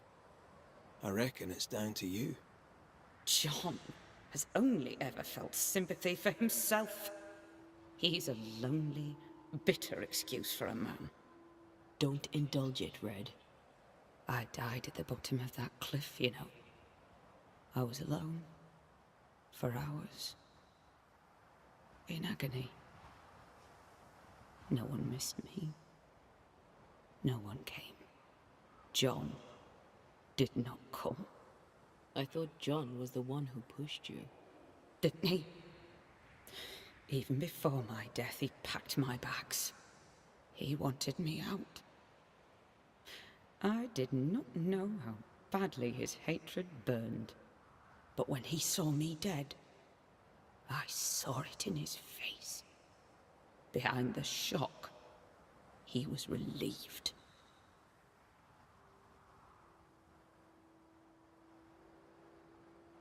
What happened to you, Abigail?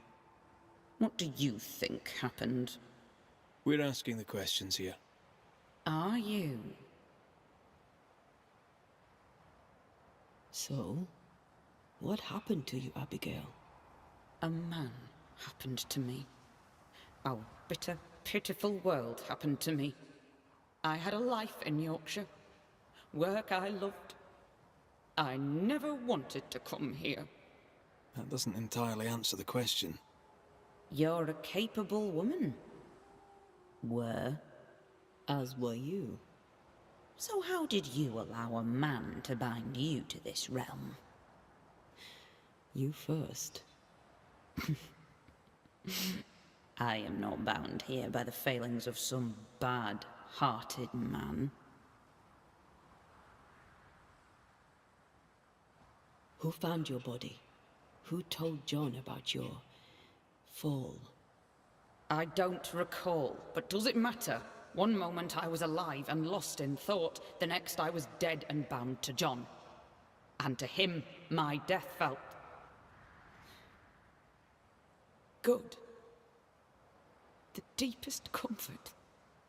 Solace most profound. I felt those feelings. But those feelings were not mine. How was it for you? To die, I mean. I'm not discussing this with you. Betrayed. Again. Failed. Again. Making excuses for the one you love. Again. What? No. And how did it feel to be deceived by your best friend? By your first love? Enough.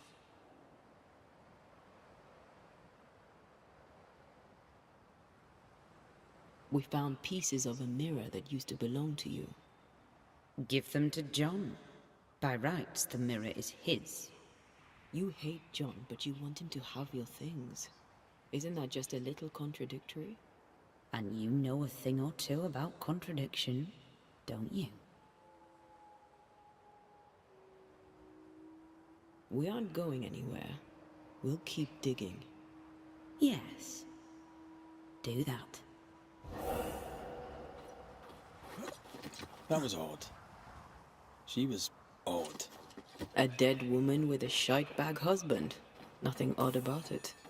You never miss a chance to drag the husbands down, do you? Excuse me?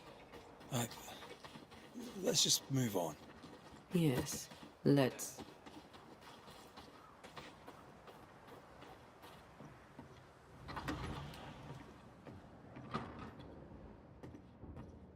What do you want?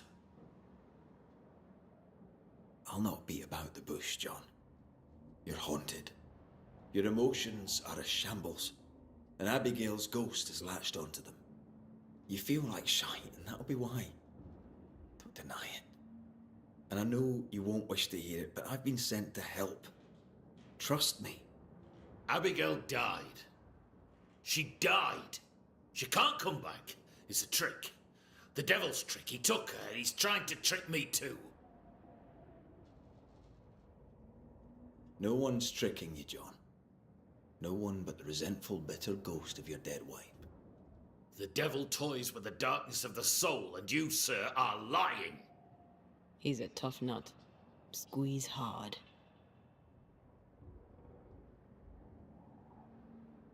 You wanted Abigail gone. Despite your love, despite your loyalty and your faith, you wanted her to disappear from your life. No! I loved her! And so you keep saying. But that tiny part of you that felt relief when you learned of her death is also very real. Both feelings are true. Both feelings can exist together inside of you. I had bad thoughts, terrible thoughts, but that's all they were. Just thoughts. She wouldn't talk to me. She wouldn't lie with me. I was her husband. She deserved your compassion too. Instead, you wished her dead. I did not want her gone. Not really. Not in my heart, I swear it. What does God have to say about that? These are the words of him that hath a devil. John, chapter 10, verse 21. Go to hell.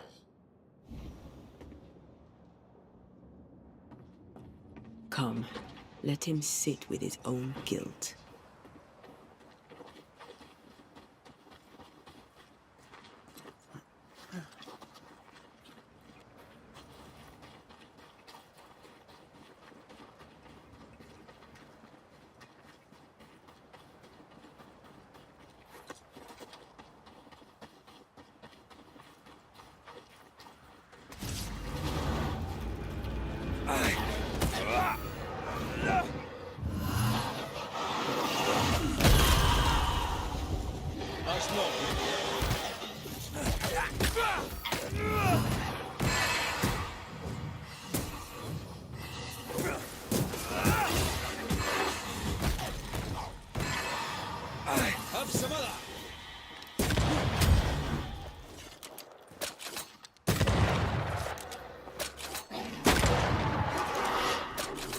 peeled.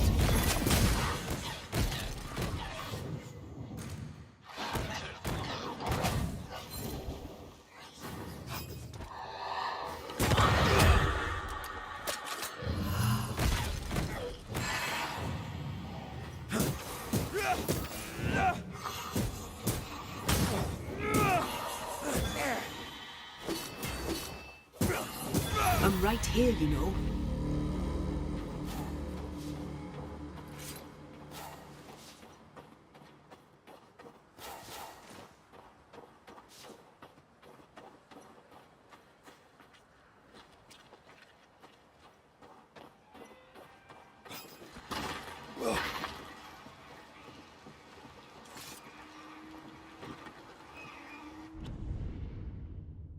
This is locked from the inside.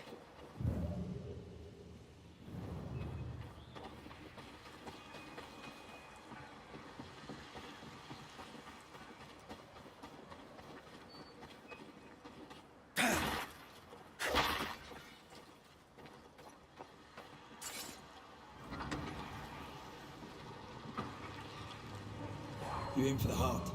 I'll destroy the roots.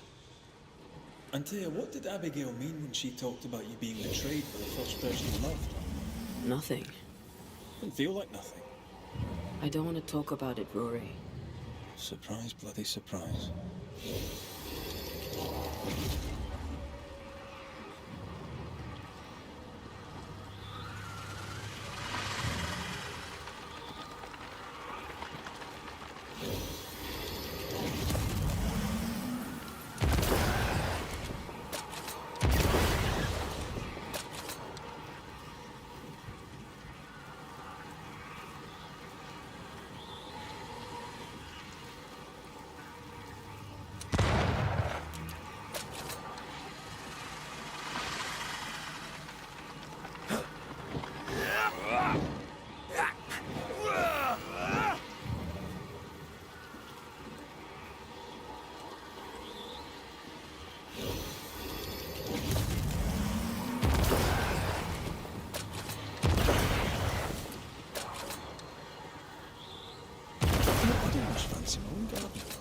Trust me, you don't want a garden.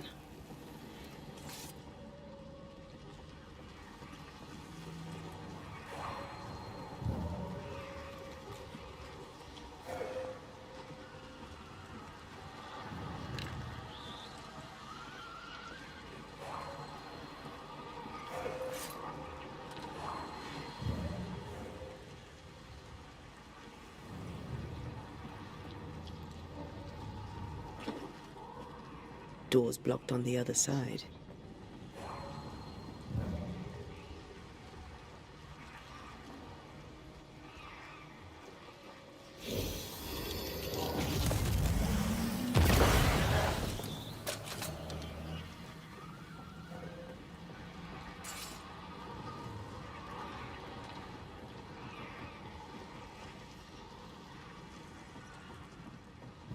I'm ready to shoot the infested roots after you bruise the heart.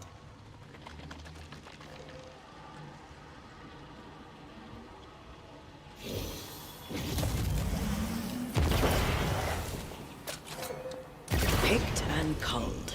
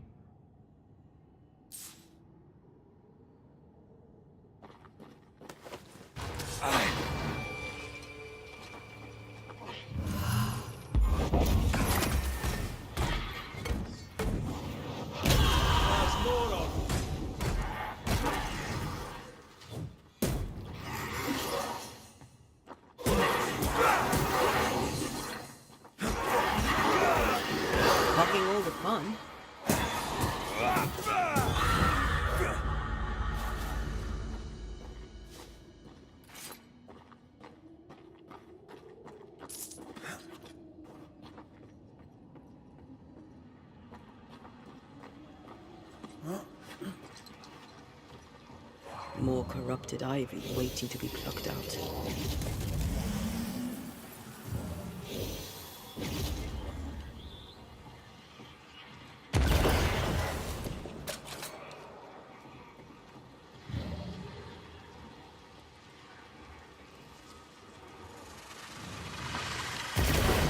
Enjoying the target practice. Like you need it.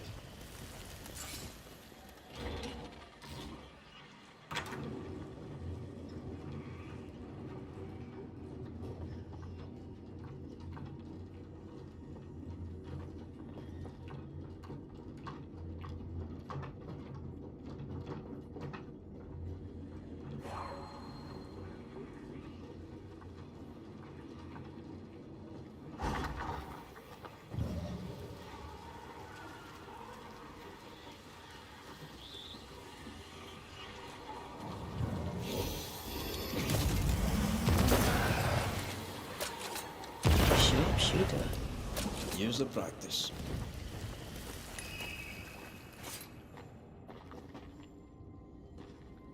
Ready to cross that breach?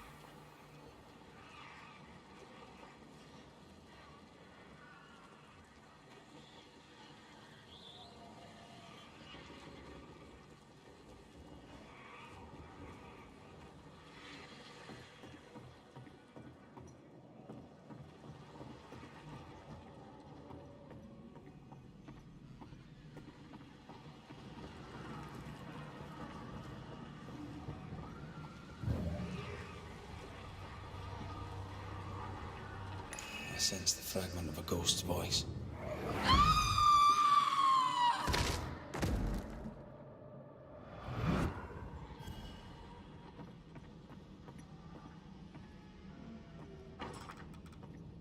This door needs another key.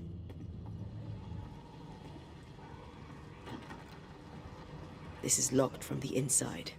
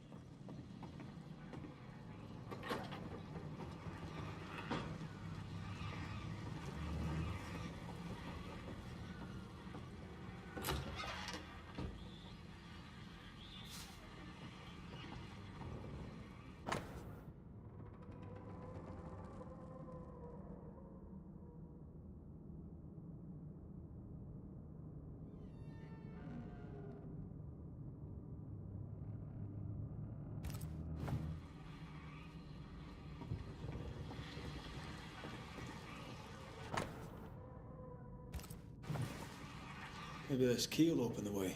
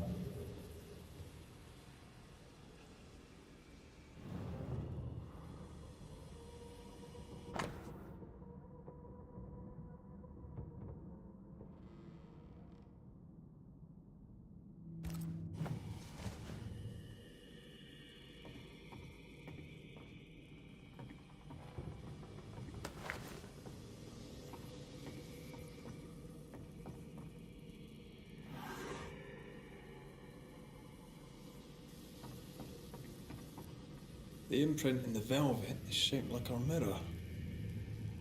I sense a fragment of the past.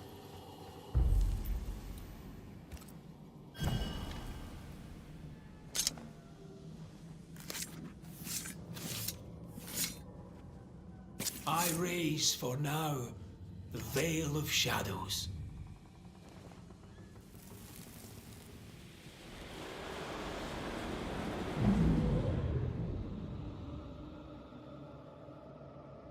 I don't need you no more. What are you doing?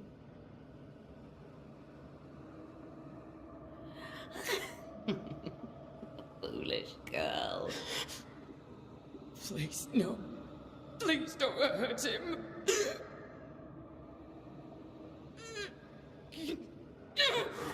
No!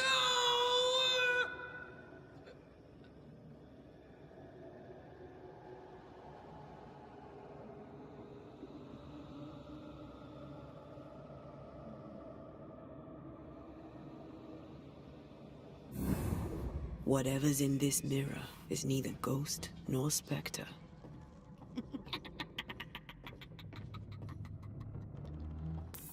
Where is Abigail?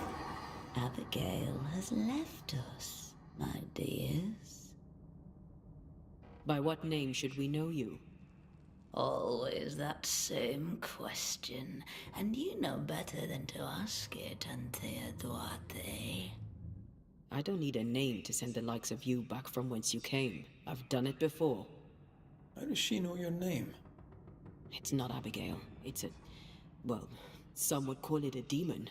A bloody pest is what it is. You call us demons, but from where we watch in the great below, we are angels. You poor, transparent, knowable you are upside down.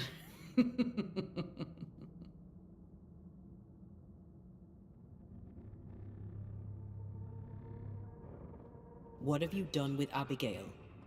She's here. In a way.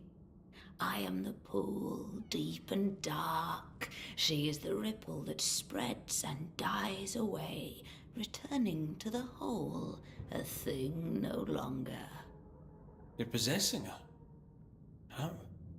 We are friends. Such good friends. No, you're a lie. Vapor in the darkness. Really? When you sit beneath a tree alone with no one to talk to, no one to play with, how easy it is to lose yourself. You know nothing about me. Ignore it, Antea. Don't tell me what to do. Poor, transparent, knowable you.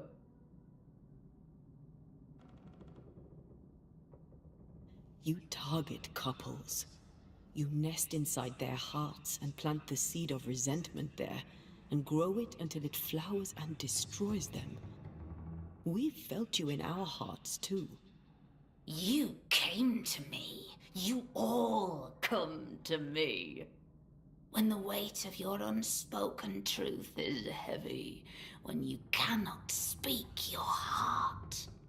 Tell me, little girl, how does it feel to fail the love of your life? Do not answer, Antea. You said it yourself. We shouldn't engage with it. I know what I said, and I know what I'm doing. Get on with it then. You're the Banisher now. You get on with it. Right.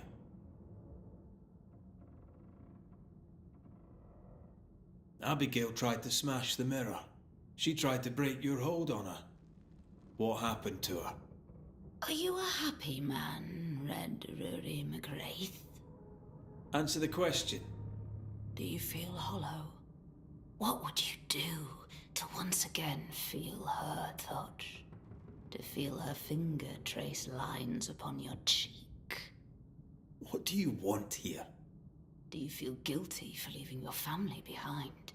Was it worth their sacrifice? Are you ashamed? Do you want to hear it from Aoife's mouth? Your sister can't be far. No.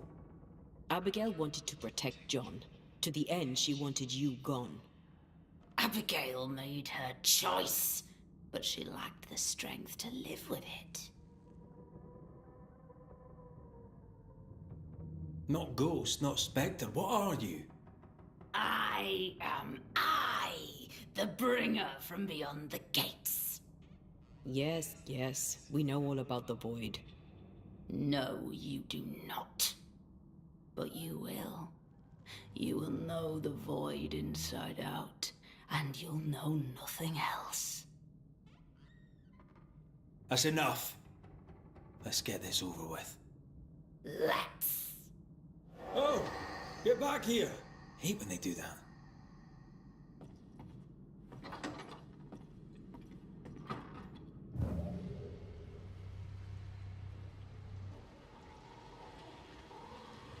It's close. I feel it. Stay on your guard. Who there can...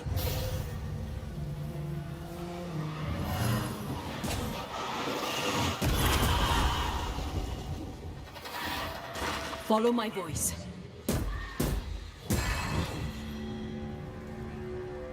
Is that really you? I thought you were gone. I thought... I...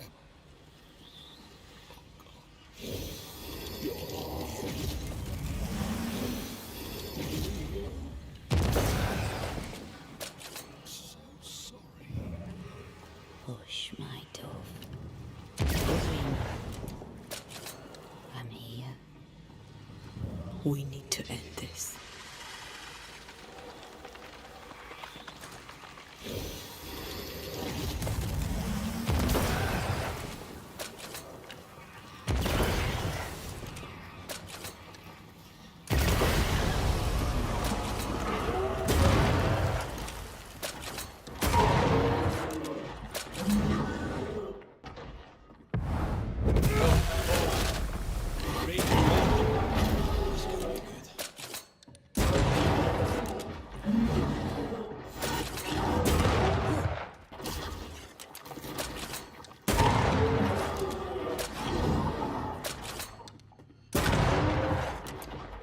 It's going to take John! Trying my best over here.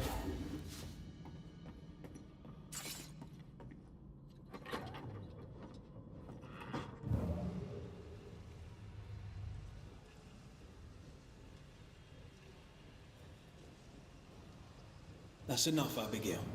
Step away from him. What will you do?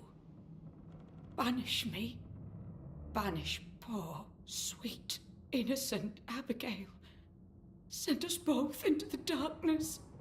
You know well enough, Antea, my child. There is no ascent for Abigail now. There's no escape from the likes of me. Unless I grant it. I offer you a trade. A bargain. Abigail's ghost for John. Give John his due, and Abigail is free.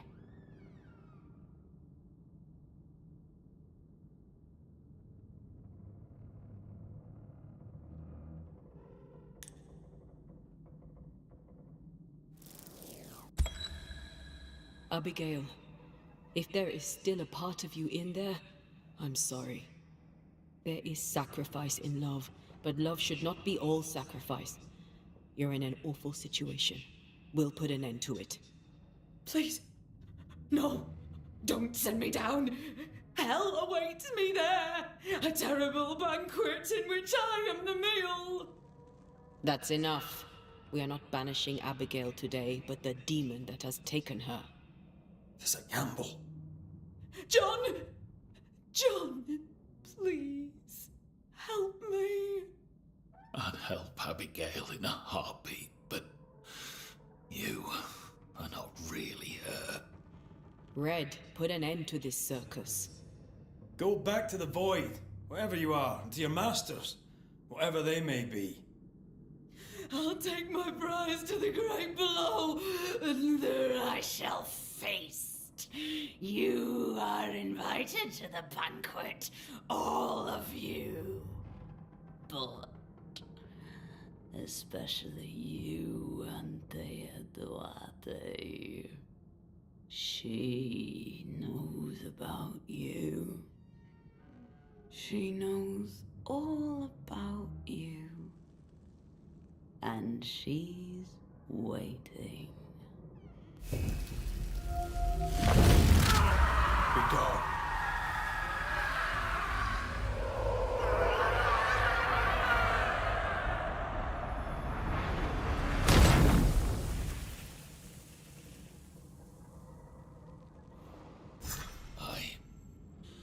Where am I? What happened? Banisher? It's over, John. The entity haunts you no longer. I had such terrible dreams. Was it the devil? It was an evil spirit. A bad one. Ah, I see. It was a succubus wearing my wife's face. Thank you, Banisher. I need to pack up and go.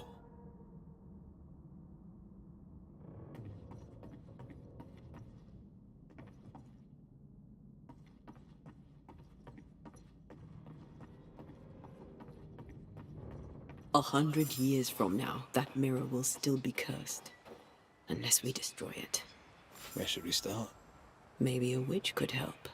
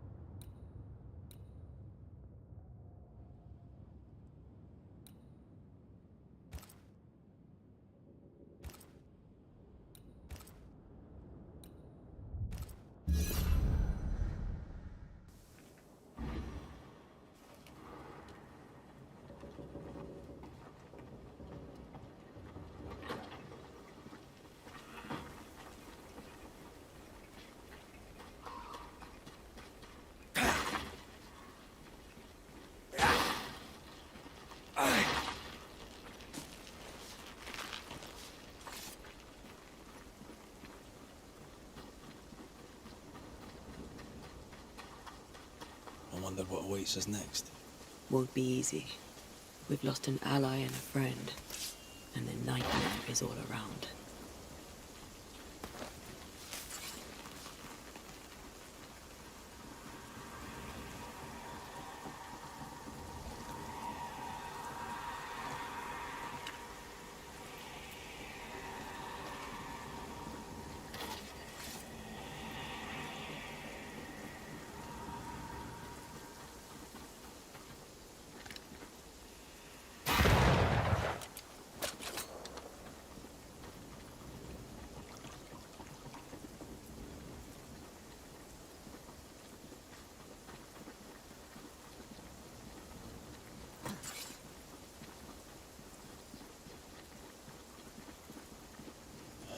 These will be the Harrows. An imaginative name. There's a ring to it.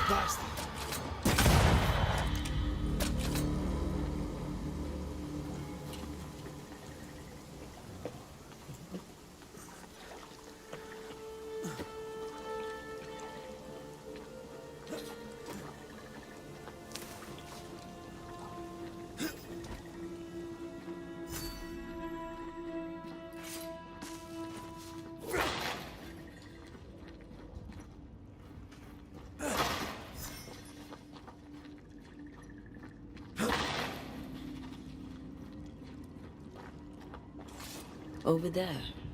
A dock. An underground landing. Interesting.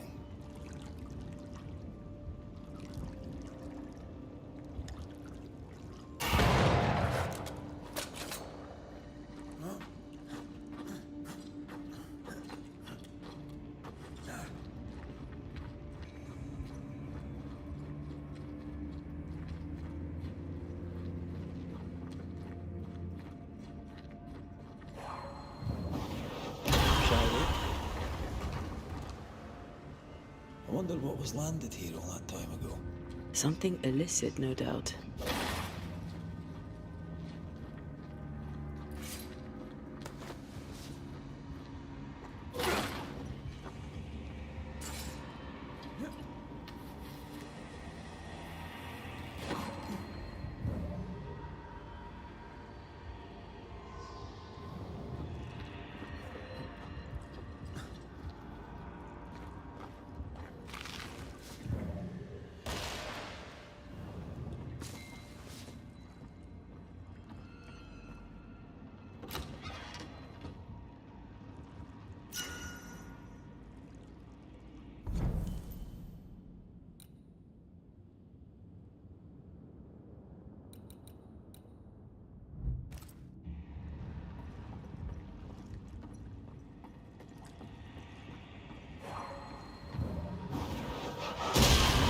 Made you angry?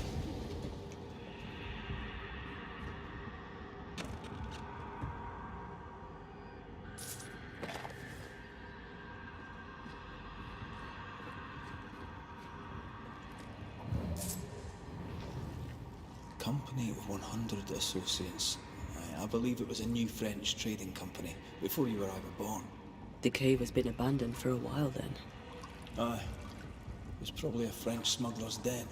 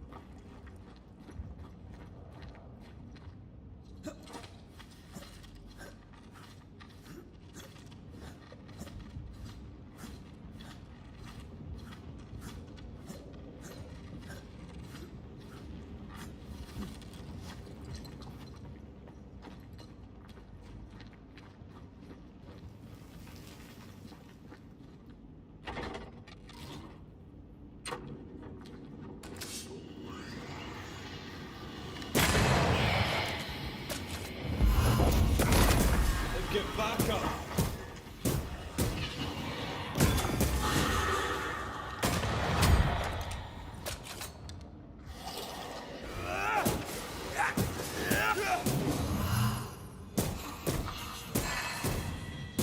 I'm right here, you know.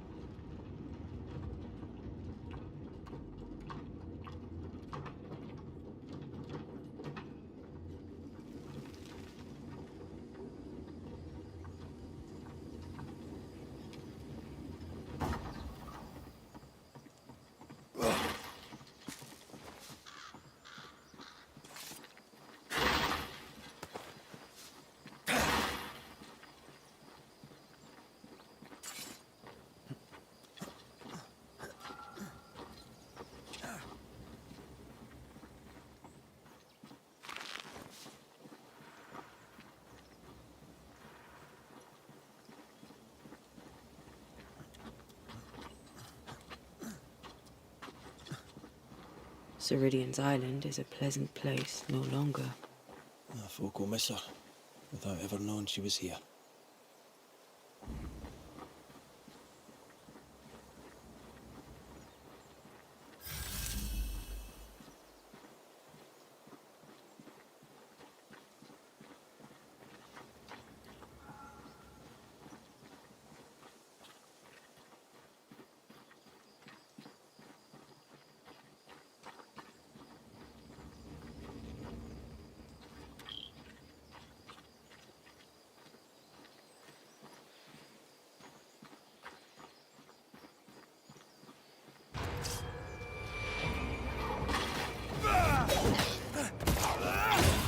Did we miss a few?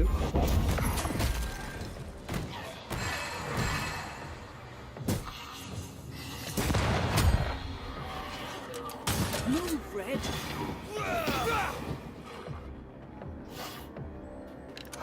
This isn't over yet.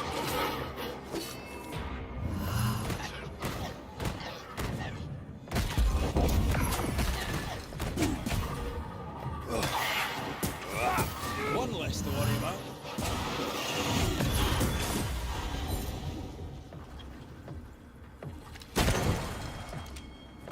I think I heard the sound of a gun.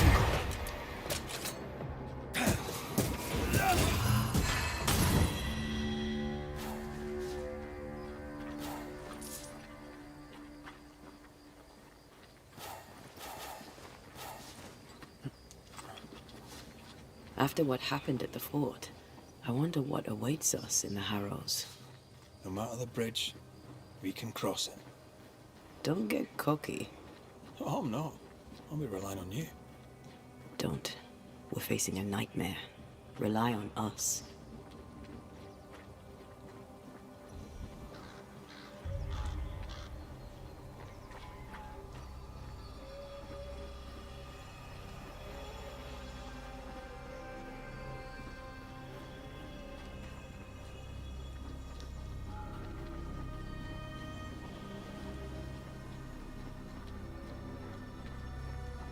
The landscape here is more pleasant.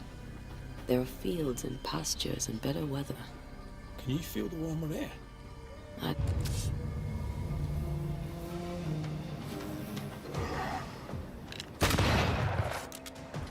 the sound of the corpse cocking its gun. Away with you! You're wasting your time on this one.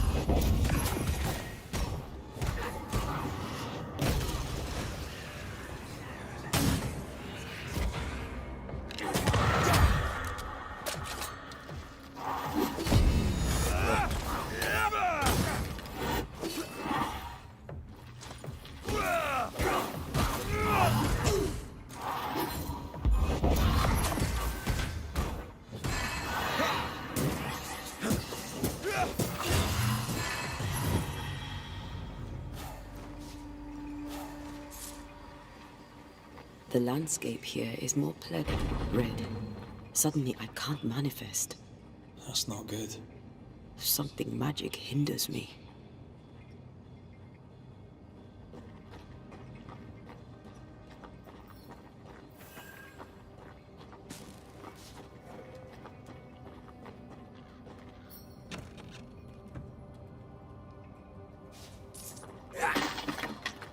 I'm still hindered. There must be another ward nearby. Better. Thank you. These wards look fairly new. A witch? A Haskell, more likely. Let's be careful.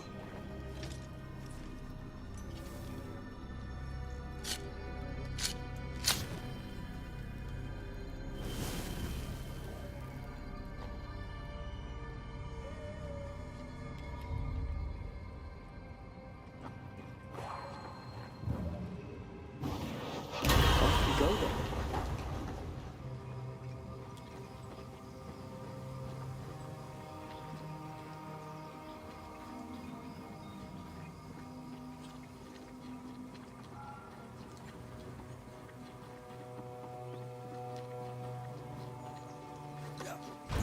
What now?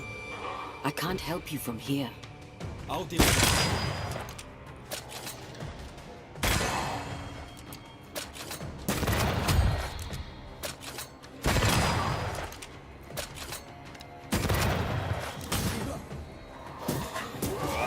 I can't.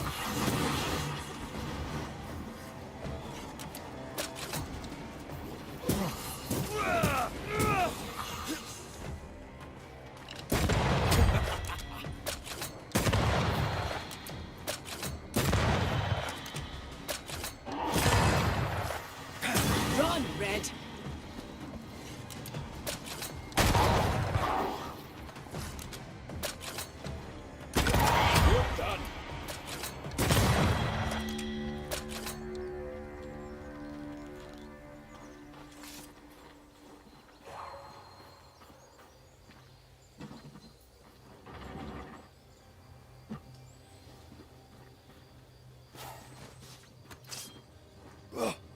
I can't help you.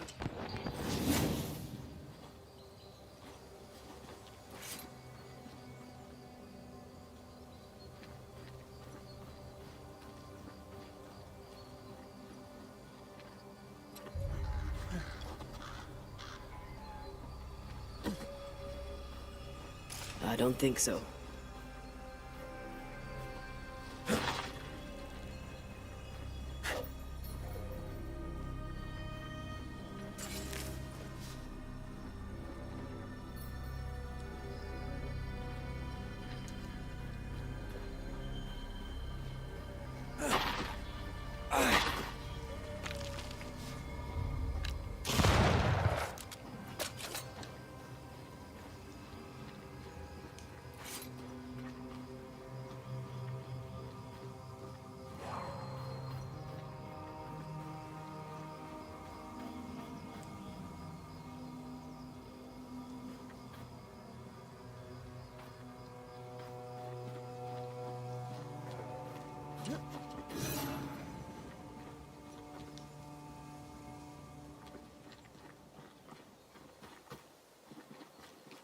Destroy those ghost wards, if you want me back.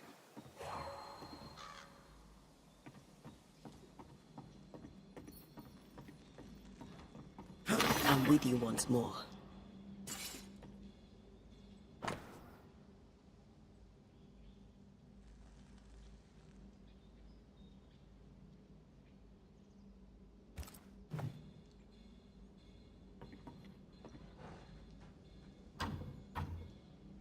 It's locked. There must be a key.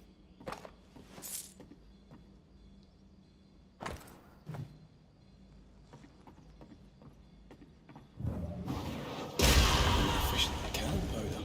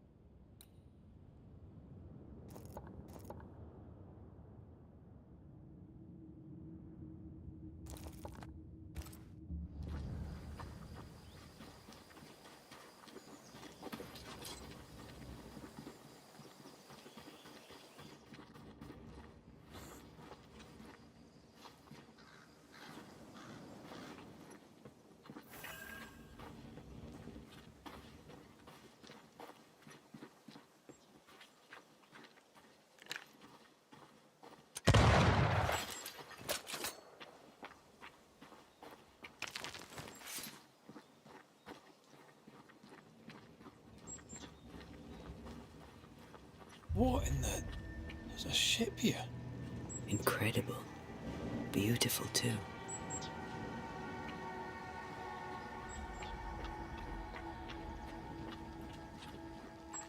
Wards, you're on your own.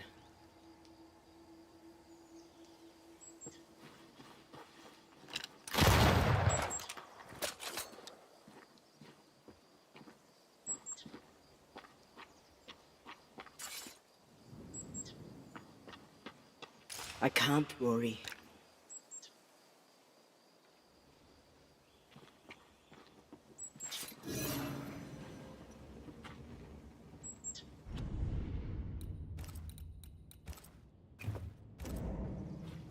Wards, think you can fend for yourself?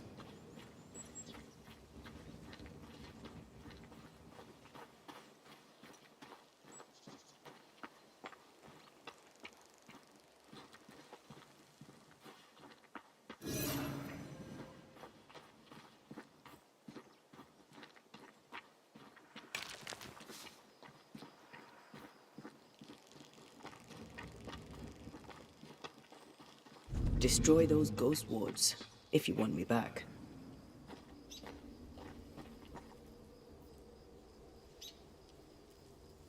I'm with you once more. Who's that? Stop that spectre before it possesses the corpse.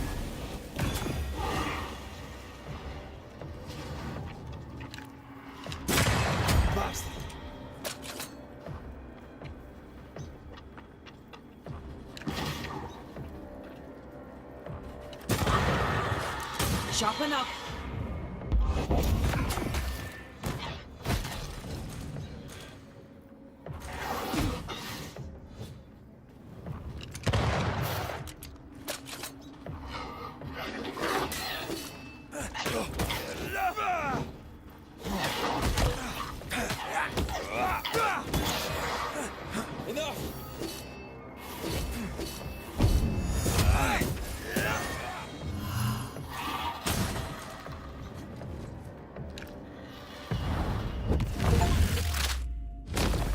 Back down to hell!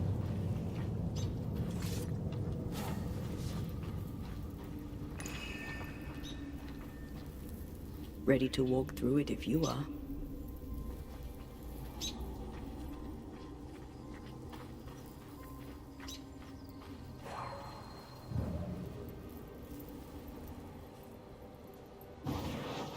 Shall we?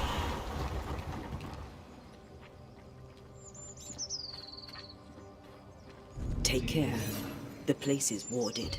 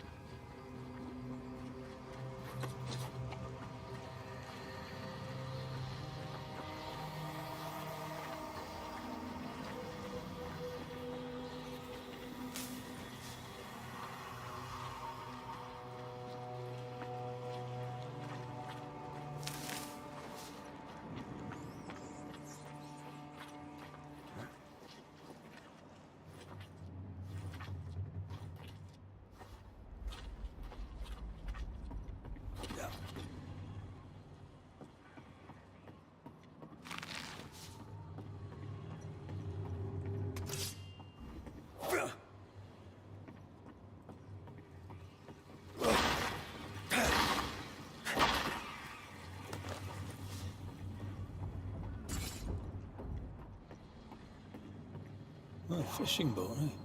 'Cause that's more plausible than a galleon.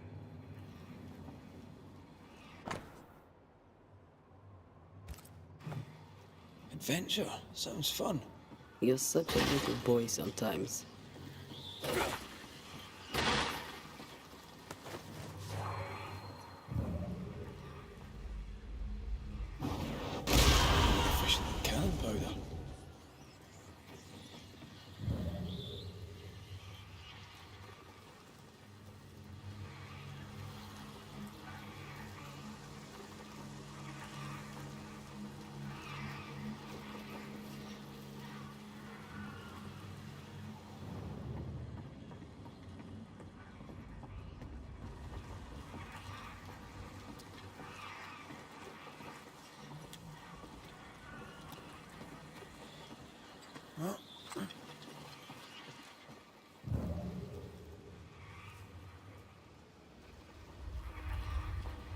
Once I bruise the heart, destroy the wisps within its roots.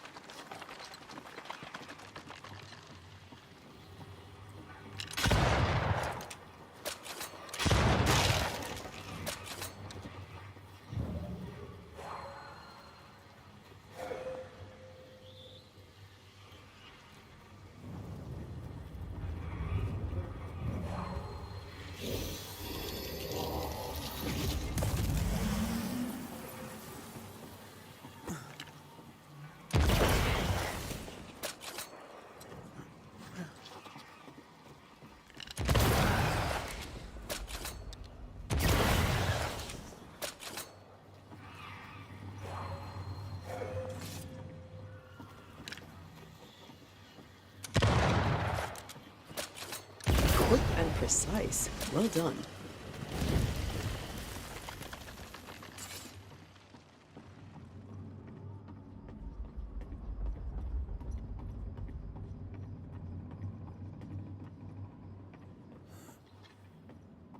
These boards are rotten. Makes me nervous.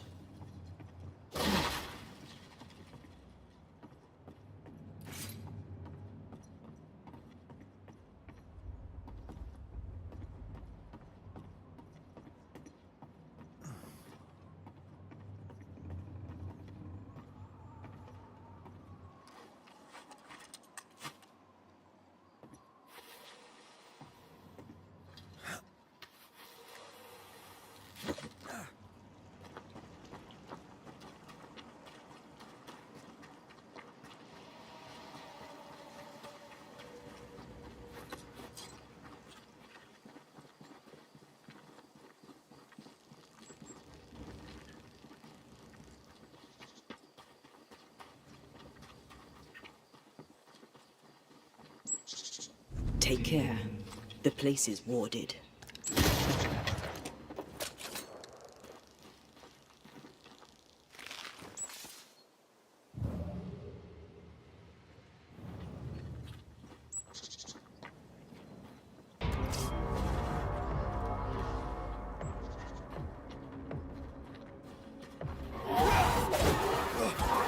Make a run for it!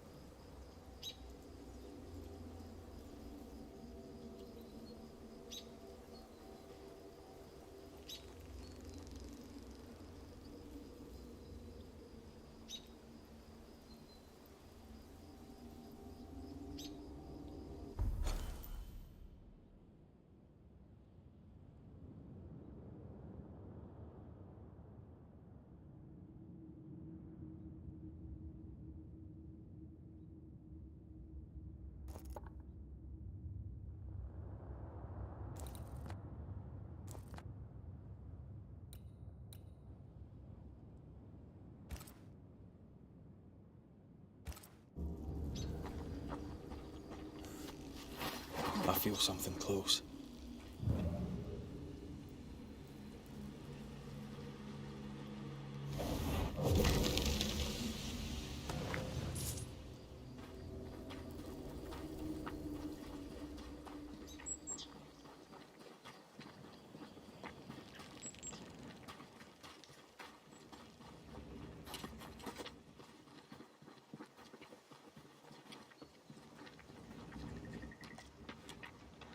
Whatever grip it is the nightmare has here, you'd never know by looking.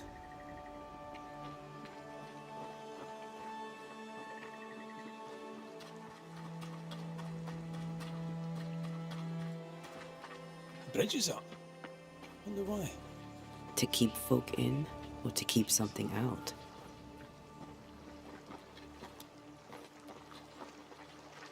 Something's concealed.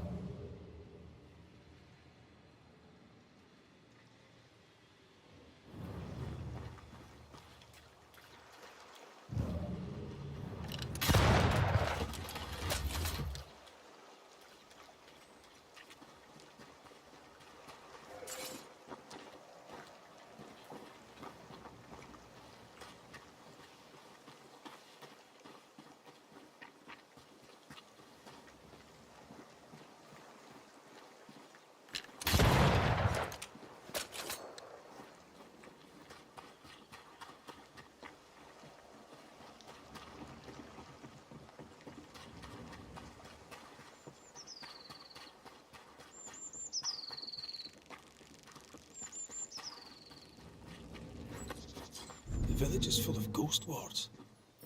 They're afraid of something. Leave them up. Cause no trouble.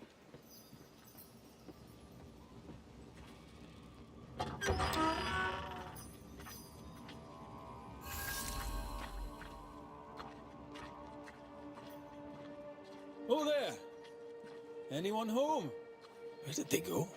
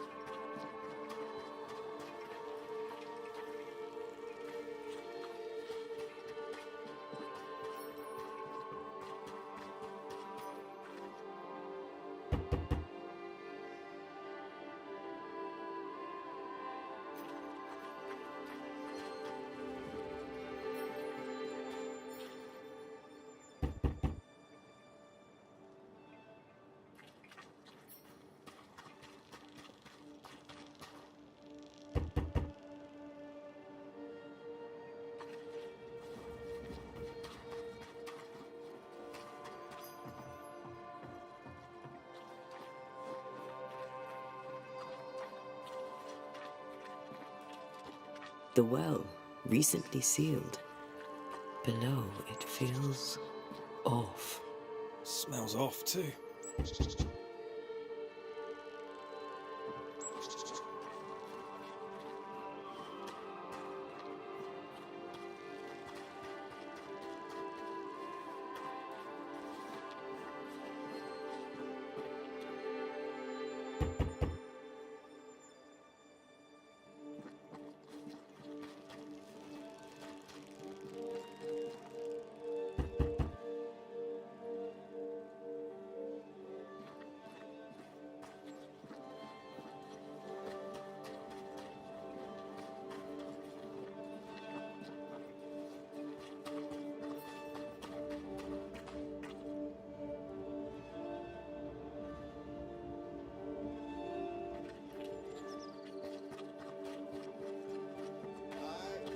Fairfax Hustle, though it bring demons down in great wrath upon my soul, do pray for those tongues and hearts fixed fair on the fires of hell. Friends, find fortitude in our success. Exiled from our homes by the devil's machinations, we congregate before the Lord in this new meeting house. We gather, we worship, we overcome. And we shall be well protected by the holy ward my son now makes under my instruction. For I have spent hours countless in your service, Poring through books and papers, devouring the oeuvre of my peers, that our meeting house be safe. Fairfax Haskell, for whom the word pompous was invented. Half-built? Yes. Open to the four winds? Yes. But already it is resplendent with our faith. A shining reminder of our renewed belief in better days. McCraith, Mr. McCraith. I thought you. What happy portent, what most excellent news. What blessings. I applaud your valorous deeds. O fate, I say, dead sir, I thought you dead. Maybe I am. Do not make light of such matters, my friend, for the devil's wrath is wide awake, and his claw scratches at our door, metaphorically speaking. I'm alive. I promise. My friends, I shall deliver this sermon another time. The battle with the devil's legions is ongoing, and Mr. McCraith and I have much to discuss.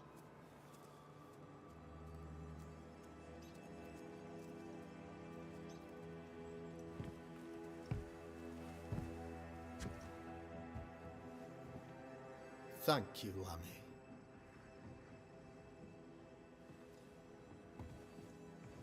Behold this miracle of ours, Mr. McCraith. Exiled we, yet in our darkest hour we find the moral vigor to build this humble monument to resilience. But you and I must speak of darker matters. For we, erudite men of higher learning, know that evil yet walks. There is much work to be done. Indeed there is. Yes, yes. Forgive the inelegance of my welcome. You are alone. Do I surmise that Miss Duarte is no more?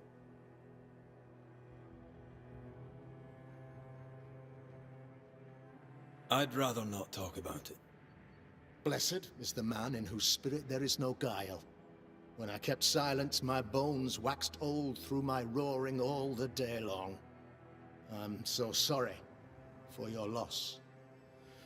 Grief is a journey, long and painful, but you do not walk the road alone, I promise you. Oh, I know. I know. In time, God healed my wounds. May you too find peace. Now, I regret that even at this most burdensome time for you, I must move with haste to business and beg once more for your help. What's going on? It must be serious if you're asking for my help. Since your defeat at the meeting house, the devil, heartened and emboldened, goes from strength to strength. He insinuates himself among my people, reveling in the suffering of the disease he unleashes upon us. It pits one against the other. Suspicion tears this community apart once again. All this to weaken my people and lead them away from the light of God.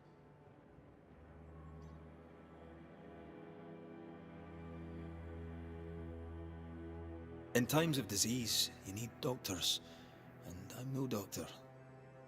We'll not treat the symptoms, we'll tear out the root. An agent of the devil walks among us. A witch! You must find her, or him, as it may be. You and I share great expertise, but I'm a man of position, while you, sir, are much more familiar with field work. Go. Meet my people. Walk amongst them. Learn which of them secretly serves the demon, that we may expunge this evil malady from our body politic. What makes you think there's a witch at work here? I, sir, am a man of God and intellect. I can read the signs. When a so-called mystery disease afflicts half of my people overnight, there can be only one culprit. 'Tis the devil's doing, sir. Probably through one of his servants. For you see, I understood immediately that the water in the well had been tainted. There are no strangers here. You could self-accept it. No one has fled. The guilty woman, or man, I suppose, remains within the village. As evil walks, the evil are emboldened, but this witch shall see her downfall. Or his, of course. As did the last one. As will the next. Some years ago, you may have heard tell of this. I made my name on the execution of a terrible witch. It pains me that I must do it once more.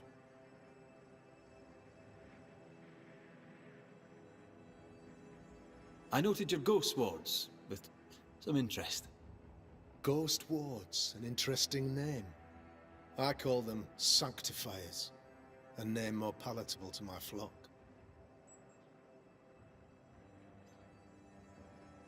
This requires a great deal of occult knowledge.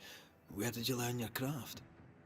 Etienne Roulet, one of the greatest demonologists of our time, is a good friend of mine.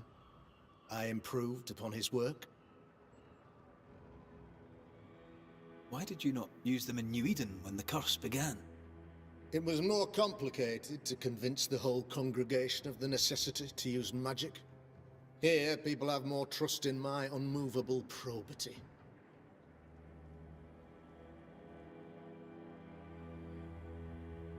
This illness, tell me of it. Upon my arrival here in the Harrows, I immediately set about protecting the place with consecrated tokens. Safeguarded from the curse, we all felt safer for a time. Then some devil poisoned the well, our only source of water. Someone on the inside, mind. Spoiled water proves nothing. A wise point and well made, Banisher, if not for the fact that we have been, for months on end, under the obvious influence of a terrible curse.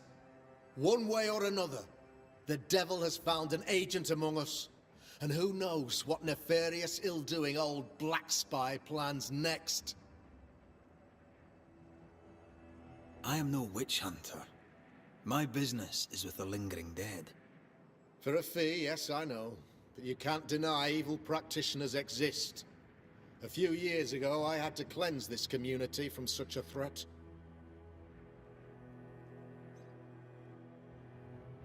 Do you mean Deborah? You know a little already, I gather. Yes, Deborah, the crooked school teacher. When Deborah showed her true nature, I was proud to pass judgment upon her. She earned her punishment. Her mask was a good one, as if butter would not melt upon her tongue. But you cannot fool a man of faith and intellect. No, sir, you cannot. Not mind me saying it, but for a Puritan paradise, you seem to get more than your fair share of witches. God has not forsaken us, but someone here does the devil's work. Find me a witch, Mr. McCraith. Return this place to the Lord. I'm a working man, Governor, but the Lord does seem happy to pay, so I'll do what I can. I'll take my leave of you, Governor. Of course. Outside, you must take the stairs. While you're with us, the first house on the left shall be your home. Another witch hunt.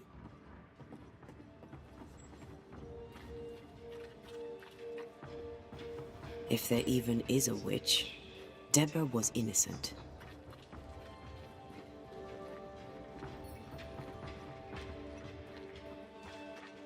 Tis our honor you're here, sir. Ghost Ward. I think you can safely knock it over. I'm with you once more.